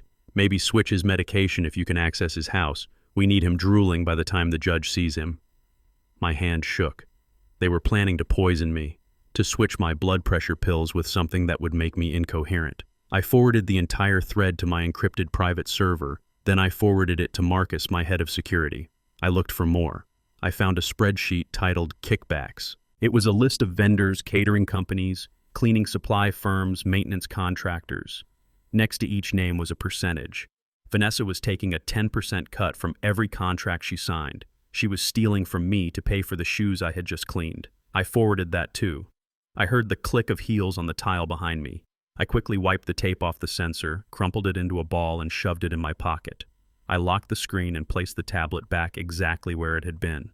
I grabbed my spray bottle and started wiping the table just as Vanessa appeared. She looked refreshed. She had reapplied her lipstick. "Still here," she sneered, grabbing her tablet. "You really are slow, aren't you?" "I am just being thorough, ma'am," I said. She looked at me with a sudden flash of suspicion. She glanced at her tablet, then back at me. "Did you touch this?" she asked. "No, ma'am," I said. "I would not dare. My hands are dirty." She looked at my gloved hands stained with cleaning fluid. She curled her lip. "Gross. Go empty the trash in the conference room. It smells like shrimp." "Yes, ma'am." I bowed my head. The submissive servant. The beaten dog. I turned and pushed my cart away. As I walked down the hall listening to the bass thumping and the laughter of the people who were plotting my death, I felt a strange sensation in my chest. It was not anger anymore. It was anticipation. I had the emails, I had the plan, I had the proof of embezzlement and conspiracy to commit bodily harm. Vanessa thought she had just made an old man kneel. She thought she had asserted her dominance. She did not know that while I was on my knees, I was not bowing. I was loading my weapon. I walked into the service elevator and pressed the button for the lobby. I took off my cap and wiped the sweat from my forehead. "You want me to be helpless, Vanessa?" I whispered to the empty car. "You want me to be a vegetable?" I looked at the security camera. "Enjoy the party. It is the last one you will ever attend." I pulled the crumpled piece of tape from my pocket and looked at the fingerprint. A perfect spiral. The unique identifier of a thief. I stuck it onto the inside of my locker door as a souvenir. Otis the janitor was done for the night. It was time for Desmond Collier to make a call. Not to a doctor, but to the district attorney. I ducked into the supply closet on the 12th floor and locked the door behind me. The space was cramped, smelling of industrial bleach and damp mops, but right now it was the only sanctuary I had. My heart was hammering against my ribs, not out of fear, but out of a cold, hard adrenaline. In my hands, I held Vanessa's tablet. It was warm to the touch, a sleek piece of glass and metal that held the keys to her destruction. The screen glowed in the darkness, illuminating my face with a ghostly blue light. I had about 10 minutes before she realized the tablet was gone, or before someone came looking for the janitor who had disappeared. I sat down on a stack of paper towel boxes and started to dig. I had already forwarded the emails about my house to my security team, but I knew there was more. Vanessa was a creature of greed, and greed never stops at just one victim. I navigated to the internal server access. Because I was using her device, I had director-level clearance. I bypassed the firewalls that kept regular employees out. I went straight to the financial archives. I was looking for a specific pattern. In my 30 years of running this company, I had learned that thieves are creatures of habit. They always hide their crimes in the boring details, in the miscellaneous columns, in the rounding errors. I found a folder named Vendor Contracts, External. Inside were hundreds of files, but one name kept popping up. VCR Consulting Group, VCR, Vanessa, Connor, Reed. It was so arrogant, it was almost funny. I opened the payment history for VCR Consulting. My eyes widened. Every month for the past 3 years, Collier Global Facilities had been paying this company $50,000 for workforce optimization services. I knew for a fact that we had no such service. I was the one who wrote the optimization protocols back in the 90s, but that was just the tip of the iceberg. I dug deeper into the payroll subdirectory associated with VCR. What I found next made my stomach turn. It made me want to throw the tablet against the wall. There was a spreadsheet titled Benefits Deduction, Janitorial Staff. I scrolled down the list of names. I saw Otis Williams, my alias. I saw Maria, the woman who cleaned the second floor and sent money back to her sick mother in the Philippines. I saw Joe, the 60-year-old veteran who mopped the lobby and walked with a limp because he could not afford hip surgery. Next to each name was a deduction. 15% of their gross pay was being siphoned off every paycheck. The line item was labeled Pension Fund Contribution, Optional. But I knew these contracts. The night shift janitors did not have an optional pension fund. They barely made minimum wage. I clicked on the destination of these funds. They were not going into a 401k. They were not going into a high-yield savings account for the worker's future. They were being routed directly into the VCR consulting account. Vanessa and Connor were stealing from the poorest people in my company. They were taking money from people who scrubbed toilets to feed their families and using it to buy Italian furniture and German cars. I felt a rage so intense it made my vision blur. This was personal. These were my people. I had built this company to give people like me a chance at a decent life, and my own family was cannibalizing them. I tapped the screen, my fingers flying. I selected every file, the invoices, the fake contracts, the payroll theft, the shell company registration. I hit forward, destination Marcus, subject the nail in the coffin. The progress bar appeared on the screen. It moved agonizingly slow. 20%. 30%. Come on, I whispered to the device. Come on. I heard a noise outside, heavy footsteps. Not the click-clack of office heels, but the thud of rubber-soled tactical boots. I froze. The footsteps stopped right outside the closet door. I looked at the screen. 60%. The doorknob jiggled. It was locked. Hey, open up. The voice was deep and gravelly. I knew that voice. It was Miller. He was technically the head of building security, but everyone knew he was Vanessa's personal pit bull. He was a former cop who had been kicked off the force for excessive force. He did not work for the company. He worked for the highest bidder. I did not answer. I held my breath watching the progress bar. 75%. I know you are in there, old man Miller growled. I saw you on the hallway camera. Open the door or I will kick it in. I looked around the small closet. There was no other exit, no vent large enough to crawl through. My only weapon was a bottle of ammonia and a squeegee. 85%. I stood up silently. I shoved the tablet into the deep pocket of my jumpsuit. Open it, Miller shouted, and he kicked the door. The wood splintered around the lock. One more kick and he would be inside. 95%. Sent. The message flashed on the screen just as the door exploded inward. Miller filled the doorway. He was a mountain of a man wearing a black security uniform that strained against his muscles. His face was red with anger. In his hand he held a collapsible steel baton. He stepped into the closet, closing the distance between us in one stride. The smell of stale tobacco and aggression rolled off him. Well, well, Miller sneered. Look at what we have here. The new guy, hiding in the dark. I held up my hands, pretending to be the terrified old janitor. I am sorry, sir, I stammered, my voice trembling. I was just taking a break. My back, it hurts. Taking a break, Miller repeated. He looked around the closet. His eyes landed on the tablet which was sticking halfway out of my pocket. Since when do janitors get company iPads for their breaks? He asked. I instinctively covered my pocket. I found it. I lied. It was on a table. I was going to turn it in. Don't lie to me, Grandpa Miller said, stepping closer. He extended his hand. Give it here. Now. I hesitated. The files were sent, but the tablet was physical evidence. If he took it, he could wipe the sent folder. He could claim I stole it. I said, give it to me, Miller shouted, and he swung the baton. It wasn't a full strike, just a warning shot, but it cracked against my forearm with bone-jarring force. I grunted in pain, stumbling back into the shelves. Bottles of cleaning fluid rattled.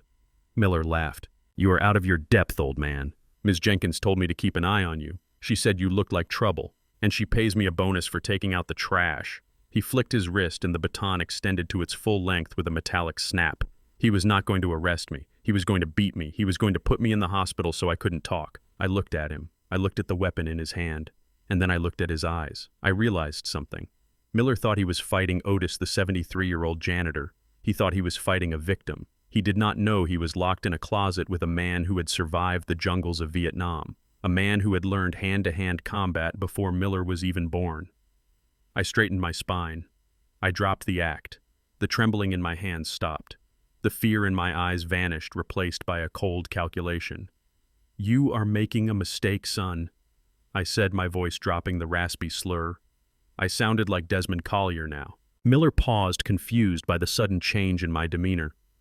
"What did you say to me?" "I said you are making a mistake," I repeated. "And it is going to be your last one." Miller's eyes narrowed. He raised the baton high, aiming for my head. "I am going to crack your skull open," he spat. He swung. But he was slow. Too much muscle, too much arrogance. I did not flinch. I did not cower. As the steel bar came down, I moved. The black file was sent. The legal war had begun. But the physical war was starting right here in this closet. And I was about to show Miller that while I might be old, I was made of iron. The steel baton came down in a blur of black metal aimed directly at my skull. In that split second, the smell of the janitor's closet faded away. The smell of bleach and old mops was replaced by the smell of wet jungle and fear. I was not 73 years old anymore. I was 22. I was a Marine. And Miller, the oversized bully in the security uniform, was just another target. Time has a funny way of slowing down when your life is in danger. I saw the sweat flying off Miller's forehead. I saw the vein pulsing in his neck. He was telegraphing his move, putting all his weight behind the swing, expecting me to cower and take the beating like a helpless old man. That was his first mistake. I did not step back. I stepped in. I moved into his personal space, closing the distance before the baton could reach maximum velocity. My left forearm shot up, not to block the metal bar, but to strike the inside of his wrist. Crack! It was a precise surgical strike to the radial nerve. Miller's hand went numb instantly. The baton slipped from his grip, clattering uselessly onto the concrete floor. His eyes went wide. He had not expected speed. He certainly had not expected pain. That was move one. Before he could process that his weapon was gone, I pivoted on my heel. I used his own momentum against him. He was a big man, top-heavy with muscle and arrogance. I dropped my center of gravity, bending my knees, which creaked in protest but held firm. I drove my shoulder into his solar plexus while simultaneously hooking my right leg behind his knee. It was a textbook takedown, a sweep that would have made my drill instructor proud. Miller gasped for air as his feet left the ground. He hung suspended for a fraction of a second, a look of pure confusion on his face. That was move two. He crashed backward. But I could not let him just fall. If he fell clean, he would get back up and he would know that Otis the janitor knew martial arts. I had to sell the narrative. I had to make this look like a clumsy accident. As he fell, I grabbed a large jug of industrial floor wax from the shelf. I uncapped it in one fluid motion and splashed the slippery blue liquid all over the floor directly under him. Miller hit the ground hard. His head cracked against the bottom shelf with a sickening thud. He tried to scramble up, but the floor was now a skating rink of wax. His boots slipped. He flailed his arms wildly, looking like a turtle flipped on its shell. I let out a high-pitched scream of feigned terror. "Oh, Lord!" I shouted, my voice trembling. "I am so sorry, sir." I slipped. The bottle. It just flew out of my hands. I grabbed the mop bucket and overturned that too, adding gallons of gray soapy water to the mess.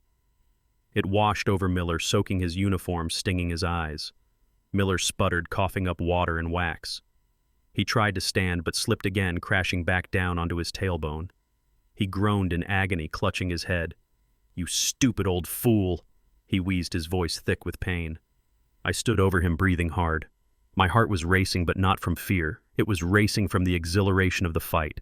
For a moment, I felt powerful. I felt young. "I am so clumsy," I stammered, backing toward the door. "I will go get help. I will find a supervisor." "No," Miller growled, wiping sludge from his eyes. "Do not call anyone. Just get out. Get out of my face before I kill you."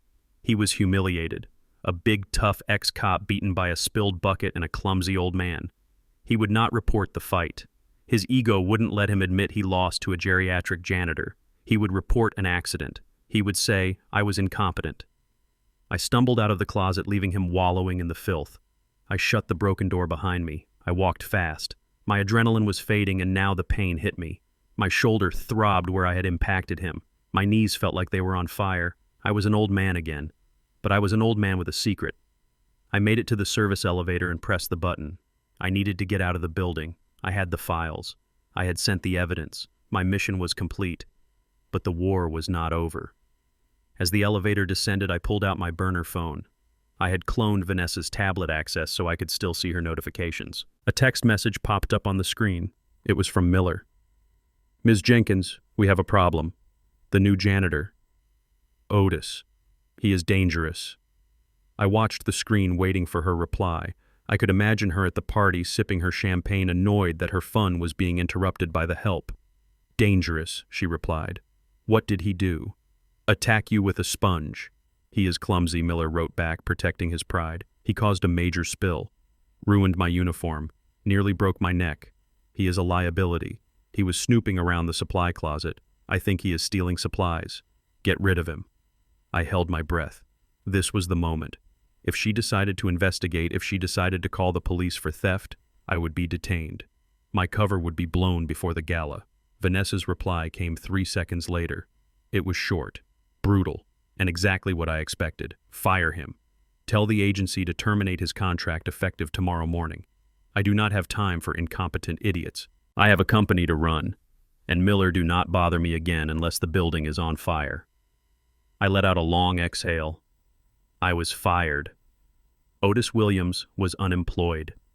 The elevator doors opened into the parking garage. The air was cool and smelled of exhaust fumes. It felt like freedom. I walked to my old Ford truck. My legs felt heavy. I climbed into the cab and sat there for a moment, gripping the steering wheel. I looked at my hands. They were stained with cleaning fluid and shaking slightly from the aftershocks of the confrontation. I looked in the rearview mirror. I saw a man with gray stubble wearing a dirty blue jumpsuit, a man who had just been discarded like trash by his own family. "Goodbye, Otis," I whispered to the reflection. "You did good work." I started the engine. The truck roared to life, a deep guttural sound that matched the anger simmering in my gut. I drove out of the garage, swiping my badge for the last time. As I merged onto the city streets, leaving the glass tower behind me, I felt a shift in the universe. For the last week I had played their game. I had been the victim, the senile father, the clumsy janitor. I had let them kick me, spit on me, and steal from me. I had gathered every receipt, every insult, every crime. But that phase was over. The intelligence gathering was done. The infiltration was complete. Now it was time for the assault. I drove toward the highway, but I did not go to my brownstone. It was not safe there anymore. Connor and Vanessa probably had people watching it, waiting for me to pack up and leave for the nursing home. Instead, I drove north toward my safe house, a small cabin in the woods that nobody knew about, not even Jasmine. As I drove, I made a mental checklist. 1. Meet with Marcus and the legal team.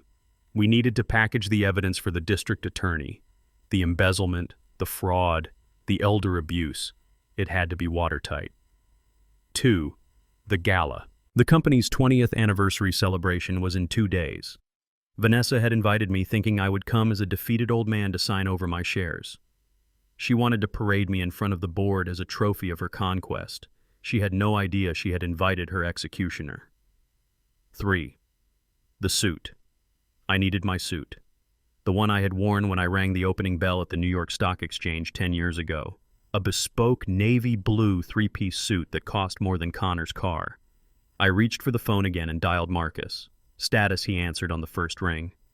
"I am out," I said. "Cover is blown, but the objective is achieved. Otis has been terminated." "Are you safe?" Marcus asked. "I am," I said. "But Miller has a headache." "Listen, Marcus. Initiate Protocol Storm." "Protocol Storm." Marcus repeated, his voice serious. "Sir, that is the nuclear option. We freeze all accounts. We lock down the building."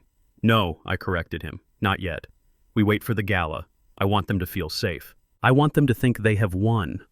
I want Vanessa to stand on that stage and raise her glass to her own brilliance." And then I asked. "And then I walk in," I said, "and we burn it all down." I hung up. The city lights faded behind me, replaced by the darkness of the countryside. I turned on the radio. A blues song was playing, a mournful tune about loss and betrayal. I turned it off. I did not want to hear about loss. I wanted to think about victory. I remembered the look on Vanessa's face when she kicked my grandson's rocking horse. I remembered Connor's laugh when he plotted to put me in a home. I remembered Jasmine's tears as she betrayed me. They thought I was trash. I looked at the passenger seat where the stolen tablet lay. One man's trash is another man's treasure. and I was about to turn their garbage into a weapon that would destroy their entire world. I pressed my foot down on the accelerator. The old truck surged forward into the night. I was coming for them, and I was bringing hell with me. The knock on the door was not a request. It was a command. It was a heavy authoritarian pounding that vibrated through the oak wood and echoed in the hallway of the home I had built with my own hands. I was sitting in my armchair by the fireplace, my packed bag resting by my feet. I had known this moment was coming. I had seen the emails. I had heard the phone calls. I knew exactly who was standing on the other side of that door, and I knew exactly what they wanted. I stood up slowly. I took a moment to straighten my flannel shirt and adjust the cuffs. I looked around the living room one last time. The late afternoon sun was streaming through the sheer curtains, illuminating the dust motes dancing in the air. It lit up the photos on the mantel, photos of Jasmine's graduation, photos of my late wife laughing on a beach in Florida. This house was a museum of my life, and today the vandals were coming to loot it. I walked to the door and unlocked it. Connor stood there. He was wearing a sharp gray suit and a smile that looked like it had been carved out of marble, cold, hard, and entirely fake. Behind him stood Jasmine. She was looking at her shoes, her arms wrapped around herself as if she were freezing despite the mild October weather. "Hey, Des," Connor said, stepping inside without waiting for an invitation. He brought with him a gust of wind and the smell of expensive cologne that failed to mask the scent of his arrogance. I stepped back, allowing them to enter. "Hello, Connor." "Jasmine." Connor did not waste time with pleasantries. He pulled a thick envelope from inside his jacket. He held it up like a weapon. "We need to talk, Des. We have some news. And to be honest, it is not good news, but it is necessary." I looked at the envelope. I knew what was inside. The fraudulent medical report from Dr. Evans and the emergency court order granting Connor full guardianship over me and my estate. "What is that?" I asked, playing my part. My voice was low and slightly tremulous. Connor walked to the center of the room, looking around the space with the eyes of a real estate shark. He was not seeing a home. He was seeing square footage. He was seeing dollar signs. "This is a court order," Desmond Connor said, turning to face me. "And this is the medical evaluation from Dr. Evans. You remember him, don't you? You saw him on Tuesday." I nodded slowly. "The man with the Newton's cradle." "Exactly," Connor said. "Well, the results came back. And they are serious. Dr. Evans has diagnosed you with severe cognitive decline. He says you are a danger to yourself. He says you cannot live alone anymore." I looked at Jasmine. She was standing by the door, refusing to make eye contact. She was twisting her wedding ring round and round on her finger, a nervous tic she had developed since marrying this man. "Jasmine," I said softly, "do you believe this?" She flinched. She looked up for a fleeting second, and I saw the torture in her eyes. But then she looked at Connor, and the fear took over. "It is for your own good, Daddy," she whispered. "You left the gas on. You forget things. We just want you to be safe." She was reciting a script written by the man who was currently calculating how much he could get for my vintage chandelier. I turned back to Connor. "So what does this mean?" "It means," Connor said, stepping closer, his voice dropping to a patronizing tone, "that we are taking over. The court has appointed me as your legal guardian. I will handle your finances, your bills, and your housing, and effective immediately, this house is being seized to pay for your care." "Seized," I repeated. "This is my home." "Not anymore," Connor said. "We have already listed it. In fact, we have a buyer coming to look at the property tomorrow morning. A developer. He wants to do a walkthrough of the shell." He smiled a predator's smile, "which means you cannot be here." I looked at him calmly. "Where am I supposed to go?" Connor checked his watch. "I have arranged a room for you at Sunny Meadows. It is a very efficient facility. The van is waiting outside right now." Sunny Meadows. I knew the place. It was a state-funded warehouse for the unwanted elderly. It was understaffed, underfunded, and smelled of despair. It was the place you sent people when you wanted them to be forgotten. "You are kicking me out?" I asked. "Today." "Right now," Connor said. "Pack a bag. Essentials only. We will sell the rest of the furniture to cover your debts." "Debts?" I asked. "I do not have debts." "You do now," Connor said with a shrug. "Your medical bills are going to be astronomical." I felt a fire burning in my gut. He was not just stealing my present, he was stealing my past. He was going to sell my wife's favorite chair for pennies. He was going to toss my tools in a dumpster. He was going to erase me, but I forced the fire down. I had to be cold. I had to be the ice that would sink their Titanic. I walked over to the armchair and picked up the small duffel bag I had packed. "I am ready," I said. Connor looked surprised. He had expected a fight. He had expected screaming or begging. My compliance threw him off balance for a moment. "Oh, good, that is sensible of you, Des." I walked toward the door. As I passed Jasmine, I stopped. She was crying now, silent tears tracking through her foundation. I looked at her. I did not look at her with anger. I looked at her with a profound disappointment that was far heavier than rage. "Jasmine," I said. She looked up at me. "I have one question for you," I said. My voice was steady. It was the voice of the man who had taught her to ride a bike, the man who had paid for her college, the man who had walked her down the aisle to this monster. "Is this really what you want?" I asked. "You are going to let him throw your father out of the house you grew up in. You are going to let him put me in a cage." She sobbed, a choked sound of misery. "Daddy, please. I have no choice." "We always have a choice, Jasmine," I said. "You just made yours." I saw her crumble. She buried her face in her hands. Connor stepped between us, blocking my view of her. "That is enough," he snapped. "Don't try to guilt trip her. You are sick, Desmond. This is medical. Now give me the keys." I reached into my pocket. My fingers closed around the brass key ring, the key to the front door, the key to the back shed. I pulled them out. I held them up. Connor held out his hand, palm open, greedy. I dropped the keys. They landed in his palm with a heavy metallic clink. "Don't scratch the floors, Connor," I said. He closed his fist around them. "Get in the van, Desmond." I walked out onto the porch. The air was crisp. A white van with the logo Sunny Meadows Assisted Living was idling at the curb. The driver, a bored-looking man with a cigarette hanging from his lip, opened the sliding door. I did not look back at the house. I did not need to. I knew something Connor did not know. I knew that hidden behind the vent in the living room was a 4K camera with a high-fidelity microphone. I knew that in the kitchen behind the smoke detector was another one. I knew that every word Connor had just said, every threat, every admission of selling my property before he legally had the right to do so, was recorded on a cloud server that only I could access. He thought he was evicting me. In reality, he was breaking and entering. He was documenting his own crime. I climbed into the van. The interior smelled of bleach and old vinyl. The driver looked at me in the rearview mirror. "Where to Pops?" "Just drive," I said. As the van pulled away, I saw Connor standing on my porch. He was holding the keys up to the sunlight triumphantly. He looked like a king who had just conquered a castle. He pulled out his phone, probably to call Vanessa, probably to tell her the old man was gone and the coast was clear. I leaned my head against the cool window. "Enjoy the house, Connor," I thought, "because you are not just inheriting a building. You are inheriting a trap." The pipes in the basement, I had rigged them to leak if the main valve wasn't turned a specific way every 12 hours. The electrical system. It had a kill switch that only I knew the location of. By tomorrow morning, that house would be a nightmare of plumbing failures and electrical blackouts. The buyer he was bringing in would run for the hills. And while he was dealing with the chaos of a house that seemed to be fighting back, I would be sitting in a hotel room preparing the final blow. I was not going to Sunny Meadows. I waited until the van turned the corner out of sight of the house. "Driver," I said. "Pull over." The driver frowned. "What, I got orders to take you to the facility." I pulled a crisp $100 bill from my pocket, then another, and another. "I am not going to the facility," I said. "Drop me at the train station." The driver looked at the money.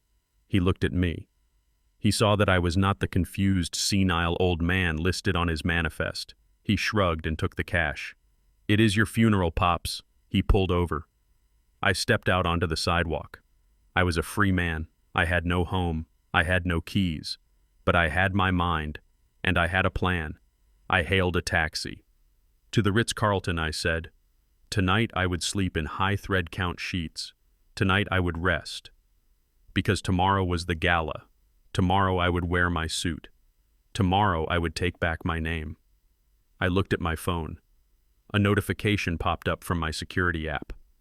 Motion detected living room. I opened the feed. I saw Connor pouring himself a drink from my crystal decanter. He sat in my chair. He put his feet up on my ottoman. I watched him on the small screen. Get comfortable, son, I whispered. It is the last comfortable night you will ever have. I closed the app. The eviction was complete. But the landlord was coming back, and the rent was due. I sat in the velvet armchair of my hotel suite, a glass of aged whiskey in my hand, watching my entire life being dismantled on the high-definition screen of my tablet. The hidden cameras I had installed in my brownstone were transmitting a crystal-clear feed of the invasion.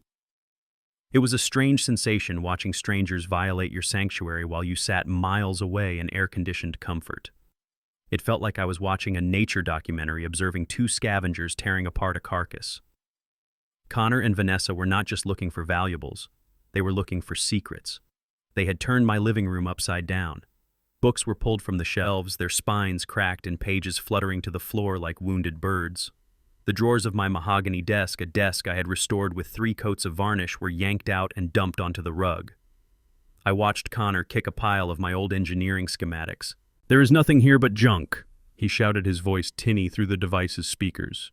"Just old papers and tools. Where is the money, Vanessa?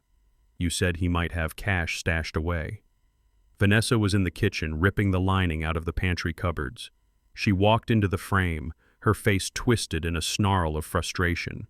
She looked out of place in my humble home, her designer dress clashing with the simple warmth of the wood paneling. "He has to have something," she hissed.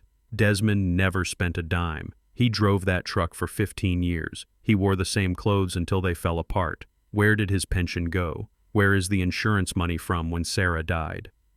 She was right about one thing. I never spent money on things that did not matter. But she was wrong about where it went. She thought it was stuffed in a mattress. She had no idea it was sitting in a diversified portfolio that owned the very ground she was standing on. "Keep looking," she ordered Connor. "Check the basement. Old men always hide things in the basement. Behind the workbench." I smiled. She knew me well, or at least she knew the version of me she had constructed in her head. The simpleton. The hoarder. I watched Connor disappear down the stairs. I switched the camera feed to the basement camera. The basement was my workshop. It was where I built the furniture, where I fixed the appliances, where I carved the rocking horse for my grandson. It was a space of creation. Now Connor was treating it like a crime scene. He shoved my jars of screws off the shelf. He overturned my sawhorse. Then he stopped. He was standing in front of the false wall behind the water heater. I had made it obvious if you knew what to look for. The wood was a slightly different shade, less weathered than the rest. I leaned forward in my hotel chair. "Here we go." Connor tapped on the wood. It sounded hollow. "Vanessa!" he screamed upstairs. "Vanessa, get down here. I found something." I heard the rapid click of Vanessa's heels on the wooden stairs. She burst into the basement, her eyes wide with greedy anticipation. "What is it?" she demanded. Connor pointed to the panel. "It is hollow. Look." He grabbed a crowbar from my tool rack. With a grunt of exertion, he jammed the metal claw into the seam of the wood. Wood splintered. Nails shrieked as they were pulled from the stud. I winced slightly. I hated seeing good craftsmanship destroyed, even if it was part of the plan. The panel popped off, falling to the concrete floor with a dusty thud. Behind it sat a safe. It was an old iron safe, heavy and rusted, the kind you see in old Western movies. I had bought it at an estate sale years ago specifically for this moment. It looked ancient. It looked like it held pirate treasure. "Open it," Vanessa commanded, her voice trembling. "I don't have the combination," Connor said, wiping sweat from his forehead. "Use the drill, you idiot," Vanessa snapped. "Or the sledgehammer." "Just get it open." Connor grabbed the sledgehammer. He swung it with all his might, the metal clanging against the iron door. Sparks flew. He hit it again and again, grunting like an animal. It took them 20 minutes. 20 minutes of sweating, cursing, and violence. Finally, the old locking mechanism, which I had intentionally weakened with acid weeks ago, gave way. The door creaked open on broken hinges. They both froze. Inside the safe, there was no gold. There were no stacks of cash. There was only a single thick leather envelope. Vanessa snatched it before Connor could reach inside. Her manicured fingers fumbled with the string tie. She pulled out the contents. It was a stack of certificates. High-quality paper edged in gold leaf, smelling of old ink and history. "What is it?" Connor asked, peering over her shoulder. "Bonds." Vanessa went silent. Her eyes scanned the papers, moving back and forth rapidly. Her mouth fell open. "Oh my God," she whispered. What? Connor pressed. "What is it?" She held up one of the certificates. Her hands were shaking so hard the paper rattled. "Stock," she said. "These are stock certificates. Original Class A shares." She turned the paper over. "For what company?" Connor asked. "For Collier Global Facilities," she said, her voice rising to a shriek. "For my company." She frantically counted them. 1, 2, 3, 10. There are 50 certificates here. "Connor, do you know what this means?" Connor looked confused. "Desmond bought stock in your company?" Vanessa looked at him as if he were stupid. "No, you fool. Look at the date. 1995. This is from the founding year. These are founders' shares." She did the math in her head, her eyes glazing over with the sheer magnitude of the number. "Collier Global is trading at $240 a share right now," she stammered. "But these have undergone 4 stock splits since 1995. She pulled out her phone and started typing into the calculator app. 50 certificates, multiplied by the splits, times the current value. She dropped the phone. It hit the concrete floor, but she didn't care. $12 million, she screamed. "It is worth $12 million. Connor staggered back, leaning against the workbench for support. $12 million. The old man has $12 million in a basement safe. Vanessa's shock instantly morphed into a rage so pure it was terrifying to watch. She started pacing the small basement, clutching the papers to her chest. "That bastard," she screamed. "That lying, deceitful bastard. I was clipping coupons, I was buying generic brand cereal, I was working double shifts to pay for the car, and he was sitting on $12 million. He must have bought them when the company started," Connor said, trying to make sense of it. "Maybe he knew the owner." Vanessa stopped pacing. Her eyes narrowed. "Collier," she muttered.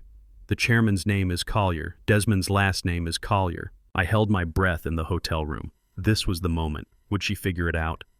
Would she realize that the man she called trash was the man who signed her paychecks? She looked at the certificate again. "He always said they were distant cousins," she spat. "He said he had a rich uncle he never spoke to. That liar! He must have been given these as a handout, a charity gift from the rich side of the family to the poor relation. And he hid them. He hid them from me during the divorce." I let out a breath. Her arrogance was my shield. She could not conceive that I was the chairman. In her mind, I was the poor relation, the charity case. She believed I was just a lucky rat who had hoarded a piece of cheese. "This is marital assets," she yelled, waving the papers. "He hid this during our marriage. I am entitled to half. No, I am entitled to all of it for the emotional distress." Connor reached out and took one of the certificates. He looked at it closely. "Wait, Vanessa," he said. "Look at the bottom." What she snapped.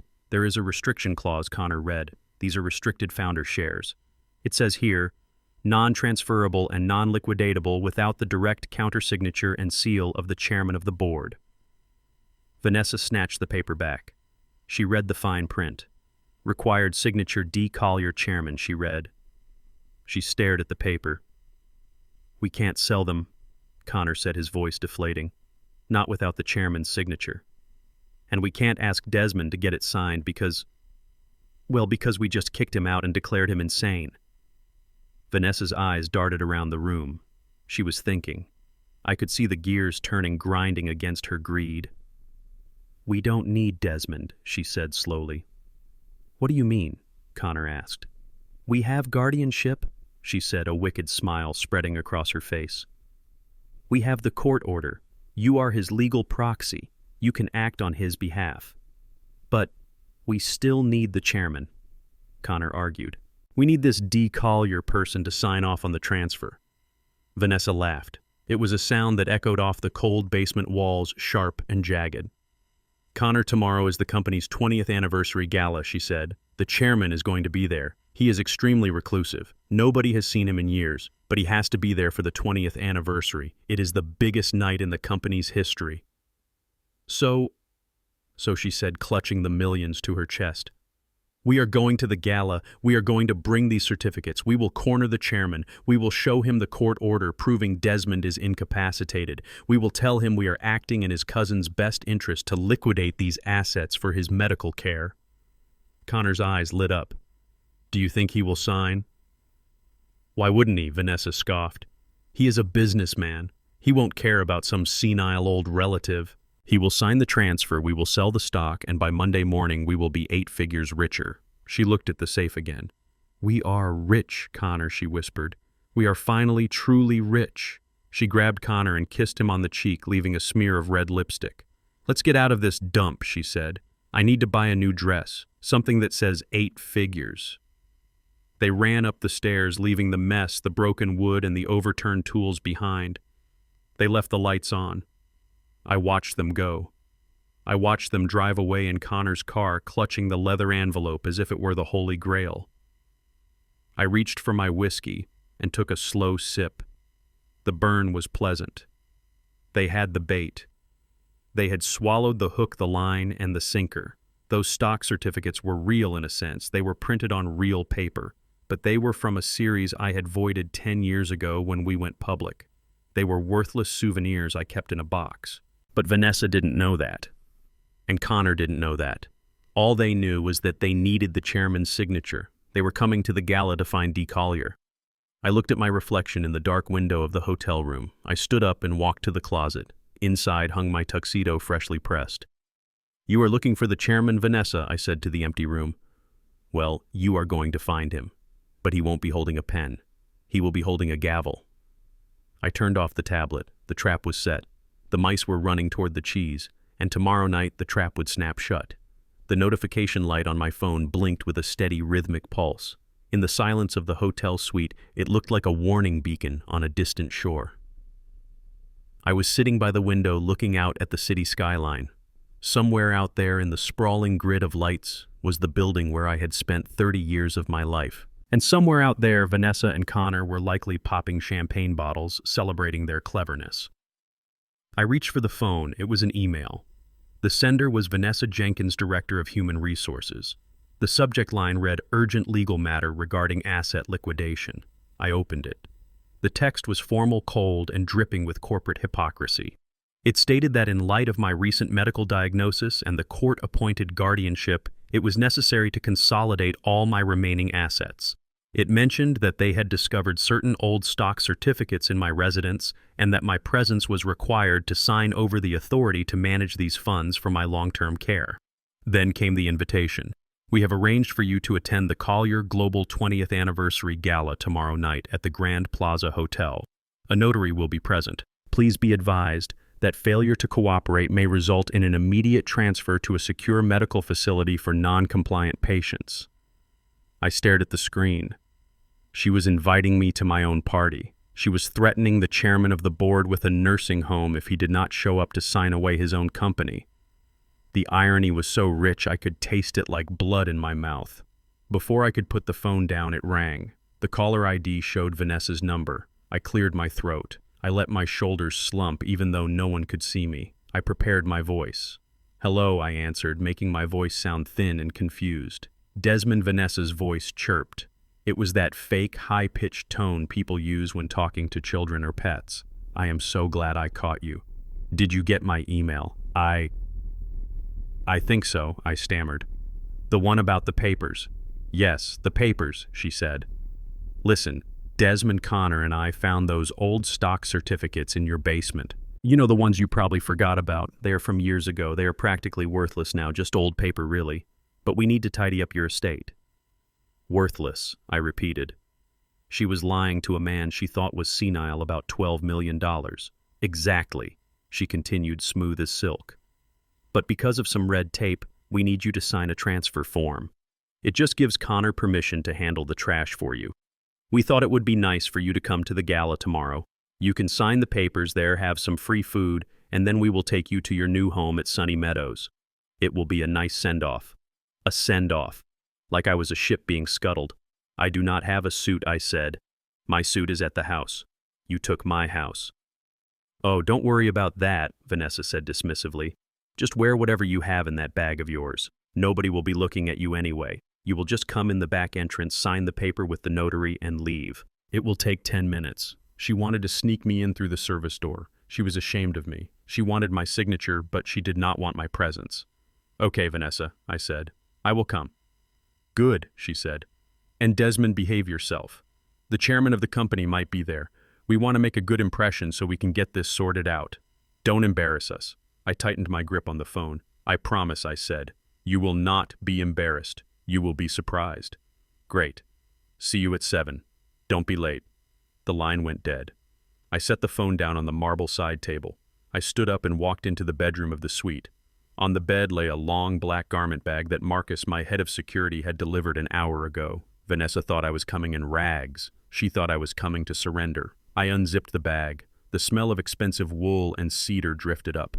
Inside was not just a suit, it was armor. It was a bespoke 3-piece suit, navy blue, with a subtle pinstripe tailored by a master in Milan.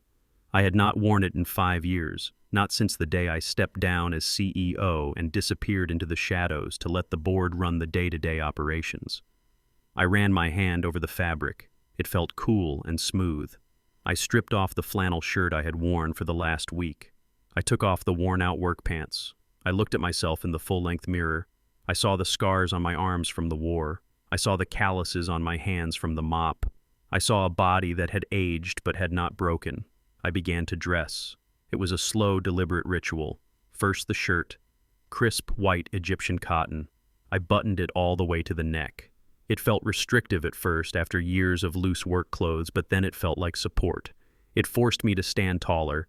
Then the cufflinks, gold, engraved with the Collier family crest, a lion holding a key, the same lion that was on the company logo, the same lion that was currently printed on the napkins Vanessa would be wiping her mouth with tomorrow. I pulled on the trousers. They fit perfectly. No belt needed. I tied the tie. A Windsor knot. My fingers remembered the movements perfectly. Over, under, around, and through. Tighten, center. Finally the vest and the jacket. I buttoned the jacket and adjusted the lapels. I looked in the mirror again. The old janitor was gone.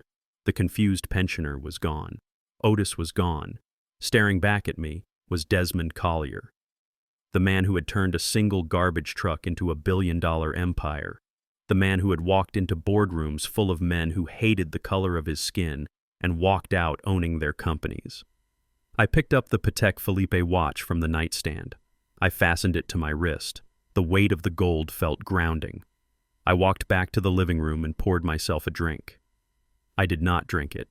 I just held the glass, watching the amber liquid catch the light. Vanessa wanted me to sign a transfer.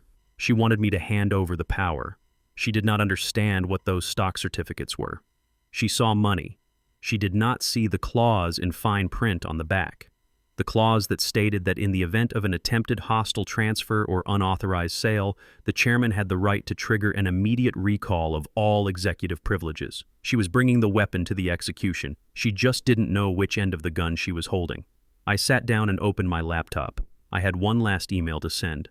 To Board of Directors, from the Office of the Chairman, subject Emergency Agenda Edition, the 20th Anniversary Gala. I typed the body of the email. Gentlemen, I will be making a personal appearance at the gala tomorrow night. Please ensure the stage is cleared at 8:00 p.m. for a special address regarding the future leadership of this company. Security protocols are to be lifted for my arrival. I will be arriving via the main entrance. I hit send. I could imagine the panic that would ripple through the phones of the board members in about 5 minutes. The mysterious chairman was coming out of hiding. Rumors would fly. Was he sick? Was he selling the company? Was he dying? None of them would guess the truth. I closed the laptop. I went to the window and looked down at the city one last time. You wanted a signature, Vanessa, I whispered to the glass. You are going to get one. But it won't be on a stock transfer. It will be on a termination letter. I thought about Jasmine. I wondered if she would be there. I hoped she would be. I wanted her to see this. I wanted her to see that the father she had pitied, the father she had betrayed, was a giant. I wanted her to realize that she had traded a king for a court jester. The phone rang again. It was Marcus. Everything is in place, Sir, Marcus said. The police are on standby. The district attorney has reviewed the files you sent from the tablet. He is ready to move when you give the signal. Thank you, Marcus, I said. And the car. The Phantom is prepped and waiting in the hotel garage, sir. Good. Get some rest, Marcus. Tomorrow we go to war. I hung up. I walked into the bedroom and lay down on the bed. I did not take off the suit. I wanted to sleep in it. I wanted to wake up in it. I wanted to remember who I was. I closed my eyes, but sleep did not come. Instead, I saw images of the last week, the look of disgust on Vanessa's face when she kicked the bucket, The smirk on Connor's face when he took my keys, the tears on Jasmine's face when she signed the papers. They had pushed me into the mud. They had tried to bury me, but they forgot that I was a seed. Tomorrow night the ground would shake, and when the dust settled, only one Collier would be left standing. I took a deep breath, inhaling the scent of starch and determination. Let the gala begin. The Grand Plaza Hotel was a monument to excess. It was a palace of marble and gold leaf designed to make wealthy people feel important and poor people feel invisible. Tonight it was glowing like a lantern in the darkness of the city. The valet stand was a parade of Italian sports cars and German limousines. A red carpet had been rolled out, stretching from the curb to the massive brass doors. Paparazzi were gathered behind velvet ropes, their flashbulbs popping like lightning every time a local celebrity or a board member stepped out of a vehicle. I watched it all from the back seat of my car. I was not in my rusted Ford truck tonight. I was sitting in the back of a Rolls-Royce Phantom. The leather seats were soft as butter, and the cabin was so quiet I could hear the ticking of my watch. It was a vehicle reserved for heads of state and royalty. Marcus, my head of security, was driving. He looked in the rearview mirror, his eyes serious and ready. "We are 1 minute out," Sir Marcus said. "The board has been alerted to a VIP arrival, but they do not know who it is. The stage is set." I nodded. I looked out at the crowd. I saw them. Vanessa and Connor were standing near the entrance holding court. They looked like royalty from a kingdom built on sand. Vanessa was wearing a gold sequined dress that shimmered under the lights. It was loud. It was aggressive. It screamed, "Look at me, I have money now." She was laughing, her head thrown back, a glass of champagne in her hand. Connor was next to her in a tuxedo that was a little too tight, looking smug and self-satisfied. I pressed a button on the door and the window slid down an inch. I wanted to hear them. I wanted to hear their arrogance one last time before I crushed it. The directional microphone Marcus had installed in the car picked up their voices clearly through the speakers. "It is a done deal," Vanessa was saying to a group of potential investors. "We are consolidating the family assets. Connor here has shown incredible initiative. We are looking at a major liquidity event by Monday." Connor beamed. "We are just waiting for the final signature," he bragged. "Just a formality, really. The previous owner is, well, let us just say he is no longer capable of managing his own affairs. It is a tragedy, of course, but we have stepped up to do the right thing. They were talking about me as if I were already dead. They were selling my corpse before I had even stopped breathing." "Take me to the curb, Marcus," I said, right in front of them. The massive black car glided forward. It parted the sea of traffic like a shark swimming through a school of minnows. The sheer size of the Phantom demanded respect. The paparazzi turned their cameras away from the minor celebrities and focused on us. Who was inside? Was it a movie star? A foreign diplomat? The car came to a silent stop exactly 3 feet from where Vanessa and Connor were standing. I saw their conversation die. I saw Vanessa lower her glass. She squinted at the car, trying to see through the tint. "Who is that?" she whispered to Connor. "Is that the chairman?" Connor straightened his tie. "It must be. Nobody else rides in a Phantom. Look sharp, Vanessa. This is it. This is our ticket to the 12 million. I took a deep breath. I smoothed the lapel of my navy blue bespoke suit. I checked my cufflinks. "Show time," I whispered. Marcus stepped out of the driver's side. He walked around the back of the car, moving with the precision of the Secret Service agent he used to be. He did not look at Vanessa. He did not look at Connor. He reached for the handle of the rear door. The crowd went silent. The only sound was the clicking of camera shutters. The door swung open. I stepped out. First, my polished Oxford shoe hit the red carpet. Then I rose to my full height. I buttoned my jacket with one hand and looked around. The flashbulbs blinded me for a second, but I did not blink. I was used to this. I had lived in this world long before I chose to live in the shadows. I turned my head and looked directly at them. Vanessa dropped her champagne glass. It hit the pavement and shattered, spraying expensive vintage brut across the hem of her gold dress. She did not notice. Her mouth was hanging open. Her eyes were wide circles of disbelief. She looked from my face to the car, then back to my face. "Desmond," she breathed. It was barely a whisper. Connor looked like someone had punched him in the gut. He blinked rapidly, shaking his head as if trying to clear a hallucination. "What the hell?" he muttered. I did not smile. I did not wave. I just stood there, letting the image sink in. The man they called trash. The man they called a janitor. The man they tried to lock away. standing before them in a $3,000 suit stepping out of a $500,000 car. Connor recovered first. His arrogance was a reflex, a defense mechanism against reality. He marched toward me, his face flushing red with anger.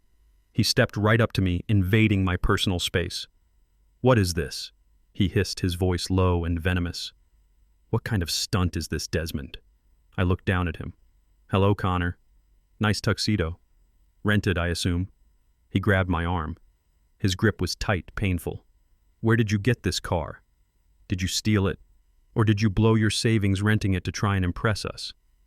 "You are pathetic, old man." "Release my arm, Connor," I said. My voice was calm, but it carried the weight of a sledgehammer. He did not let go. He squeezed harder. "You are making a scene," he whispered furiously.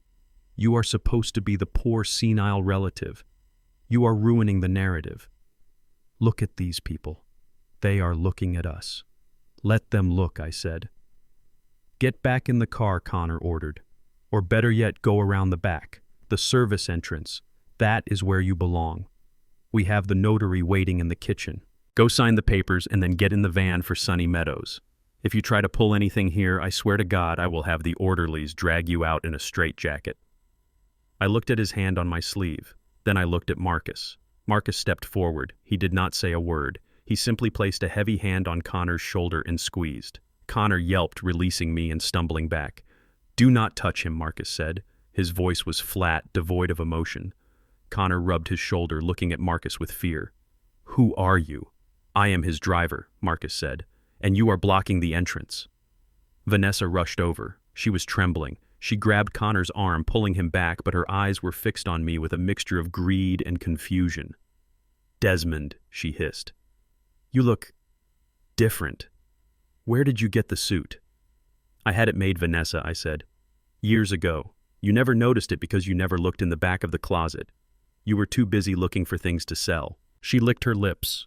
Her mind was racing, trying to fit this new piece of information into her worldview. She decided that I must have spent every last penny I had on this appearance.